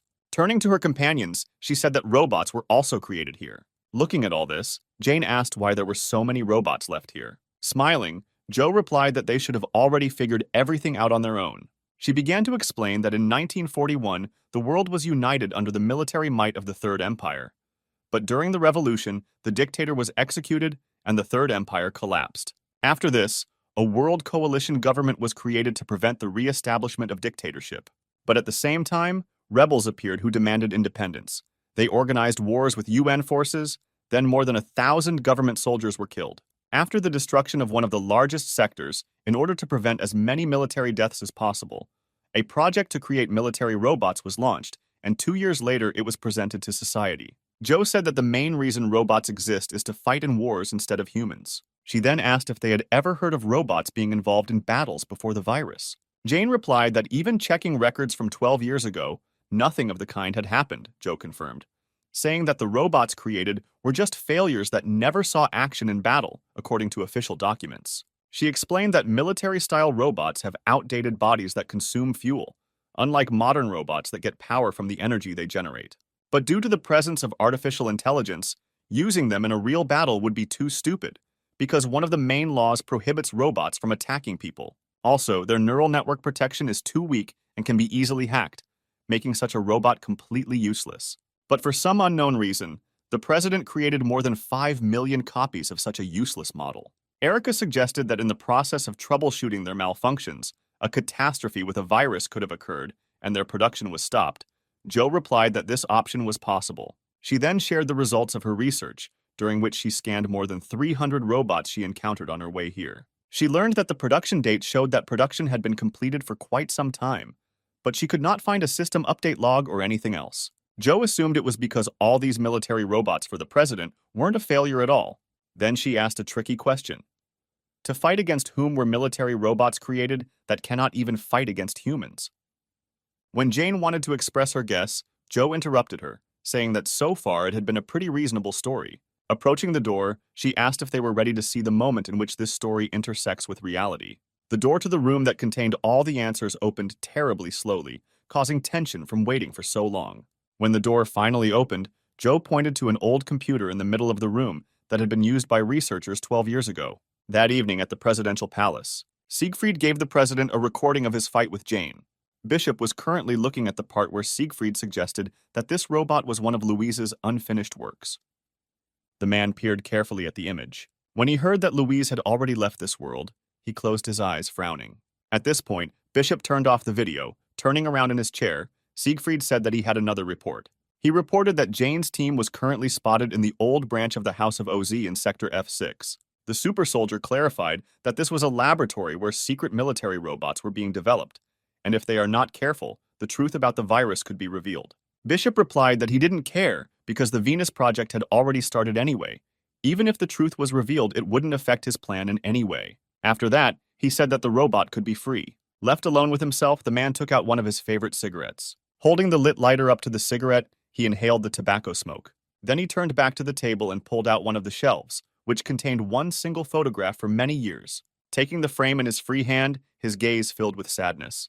The man hoped with all his heart that there was no afterlife. After all, if heaven did exist, he was sure that in this case he and Louise would meet at the very bottom of hell. At the same time, Joyful Joe said that this is where they will find out the answers to all their questions. Then she ran into the room and tenderly hugged the computer that stored valuable information for them. Approaching him, Erica could not believe that this computer, storing such important data, was just abandoned here. Joe said that in contrast to careful server management, people might forget about an old computer hidden in a warehouse like this, which worked to their advantage. Having found the necessary file, she asked if everyone was ready to discover the truth. Having received everyone's consent, she unpaused the recording. Then she explained that the recording currently playing was a test video recorded a year before military robots were introduced to the whole world. Erica and Jane couldn't believe what was happening on the tape. In this video, military robots killed zombies. When the girls simultaneously asked how this was possible, Joe replied that these were not real infected, but only a created imitation. Erica was surprised because their appearance and behavior are exactly the same as those of the infected. Smiling, Joe asked if Clarice had mentioned that it was impossible to create an artificial virus. She might agree with this statement, but the top government knew about the approach of this virus at least 13 years before its appearance. Joe summarized that the robots were created from the very beginning to fight the infected, but they did not yet know exactly when the first outbreak would occur, so they created the robots in advance to be prepared. Hearing this, Jane was beside herself with anger. She said that she fundamentally disagreed with the idea of exterminating the infected. She sincerely believed that the government took such a terrible step because there was no other choice. But as it turned out, to her great horror, they deliberately ignored the fact that billions of people would be infected and destroyed. Jane said that they would never be forgiven. Joe suddenly intervened and said that there was another person who saw the virus coming. Turning, she pointed at Jane, saying that it was the man who had remade her. Hearing this statement, Jane was confused. Joe explained that it would be almost impossible for a person who lived as a recluse in the wilderness to transform her and improve all her characteristics to the highest level, to pull off such a thing. She was sure that the person who remade Jane knew about the impending virus and that the government would get rid of the infected, because Jane was specially prepared for all these conditions. After her words, Jane remembered how Layla asked her to protect Sam with the power she gave her. Now she had no doubt that that woman already knew about everything in advance. Joe also said she had a guess as to what the man used to do. Seeing Jane's blank face, she said that if she shared her memory data, she would be able to confirm her assumption. Jane replied that there were still 4 minutes left before her system was restored, so data transfer was not yet possible. After that, Joe began to excitedly run around her, asking her to hurry up. At the end of the promised period, Jane touched Joe's head with both hands. The next moment, she started transmitting data to her. Suddenly, images of Jane's past began to flash before her eyes, starting with her very first meeting with Sam. After she saw the memories associated with Louise, assessing her skills, Joe said that it would be very difficult for her master to reach her level. Suddenly, analyzing the facts she knows about this man, such as retirement, old age, virus prediction, and incredible abilities in the field of programming and engineering. She finally realized what Louise's true identity was. At the same moment, Jane pulled away from Joe, saying that the data transfer was completed. Embarrassed, she asked to ignore everything personal. But to her surprise, Joe started talking about breaking the law. She repeated that the second paragraph of the first article had been violated, which stated that the robot should not receive data relating to a person whose data is designated as top secret. Hearing this, the others were seriously frightened and surrounded their friend. Joe did not react to their words, but only repeated that due to violation of the law, all her data must be erased. A few moments later, the forced data wipe began. Jane tried her best to reach her, but she still did not react to the words. Erica said that she was not responding to them at all, and that they urgently needed to take her to the repair room. Jane immediately picked Joe up in her arms and headed into the indicated room. She froze when she heard that the data destruction was 98% complete. Erica reminded them that they should hurry up or the system could be completely destroyed. But suddenly, Joe's hidden code was activated. After this, her body was engulfed in a bright glow. The Cheshire Cat's security system froze the code prescribing the second paragraph of the first article of the law, after which data recovery began. Erica did not understand at all what was happening now, but Jane assumed that Joe was now recovering. A few moments later, she opened her eyes. When she regained her ability to speak, she admitted that she thought that she would die a little longer. When the data was analyzed, Joe determined that 0.7% of the data had been lost. Afterwards, she asked Erica what exactly she said while she was passed out. She replied that she mentioned the first article and the second point. Hearing this, Joe again had a complete picture of who Louise was in the past. Smiling joyfully, she cried out that now everything fell into place. Then she turned excitedly to Jane. Taking her by the shoulders, Joe said that the man who remade her was truly incredible. Pointing to herself, she said that Louise was her mother. Jane looked at her in bewilderment. She asked Joe what exactly she meant. Erica said that her artificial intelligence was damaged. Erica then patted the chair, asking Joe to sit on it for an examination, but she just laughed, saying that she was fine. Joe pointed to Jane, saying that Louise was her mother too. Turning her attention to Erica, she said that her mother did the same. Pointing at Sam, she said that this person was definitely not his mother. Joe explained that Louise was a member of Team OZ and is the mother of all robots. Jane asked what the OZ team was like. Erica admitted that she was also hearing about this for the first time. Joe explained that in the 50s, a group of OZ was created, consisting of brilliant scientists, programmers, and engineers. They were the ones who developed artificial intelligence robots. From laws and a self-healing core, right up to a central database that contains information from all over the world. All this was developed by the OZ team. Turning to Sam, Jane admitted that she had no idea that Louise was such an incredible person. Suddenly, Eliza intervened in the conversation, saying that something here still didn't add up. She said that robots were considered the best invention of the 20th century, and it was included in the Fourth Industrial Revolution. Those who made such an achievement should have been registered in the biographical dictionary. But Eliza couldn't find any articles about it, let alone a dictionary, so the story she was told couldn't be true. Sighing, Joe replied that all information about these people had been deliberately erased. It was made as if these people had never existed before, eliminating even the slightest mention of their names anywhere. She said that in 1958, they began to actively register citizens through the network. At the same time, they did not make any records about the birth of these people, their academic background, achievements, and everything else. Even all written records were destroyed, leaving not even a shred of information. Finally, in 1962, when the robots were launched, many journalists appeared looking for information about the developers, but the secret police denied and destroyed all the information. That is why a hidden rule was created, not announced by the government. Jane asked why these people were treated so unfairly, but Joe threw up her hands, saying that she did not know. But she said that thanks to Jane, they had a clue. Joe said at least one of the group members knew about the virus in advance. Suddenly, Erica had another question. She already realized that since the information was so well classified, and no one knew anything about the existence of these people, Erica wondered how Joe knew so much about all this. She replied that her owner was the child of one of the OZ team members. That is why the main goal of the Cheshire Cat was to find out why the information about the existence of her parents was so unfairly erased, and while searching for information, she came across various facts. Turning to Jane, Joe said that she was a custom model that her master had been looking for a very long time. She admitted that she thought that their paths would quickly diverge, but now, Joe is sure that she will remain by her side until she reveals all the secrets. Jane, smiling, replied that she would be all for it. Afterwards, Joe patted Sam on the head, saying that they would not part with him anytime soon. Among their group, only Erica was unhappy about the fact that she would continue to have to endure Joe's terrible character. The next morning, it was decided to go to the Zero Sector. Joe and Sam were full of enthusiasm to continue their journey. Jane was glad that she had a new friend in Joe. She hoped that the place they would go to would help her find out more information about Louise. That same evening, the Cheshire Cat finally reached the place where Louise lived. Approaching the house, she noticed a grave, which she hurried to approach. After reading the name engraved on the tree, Cheshire took the pendant that hung on the grave cross. Taking a closer look, the girl realized that she had already seen the same pendant on her father. The next moment, she opened the pendant. Seeing its contents, Cheshire finally realized why her father never let her touch his pendant. Inside was a photo of Sam.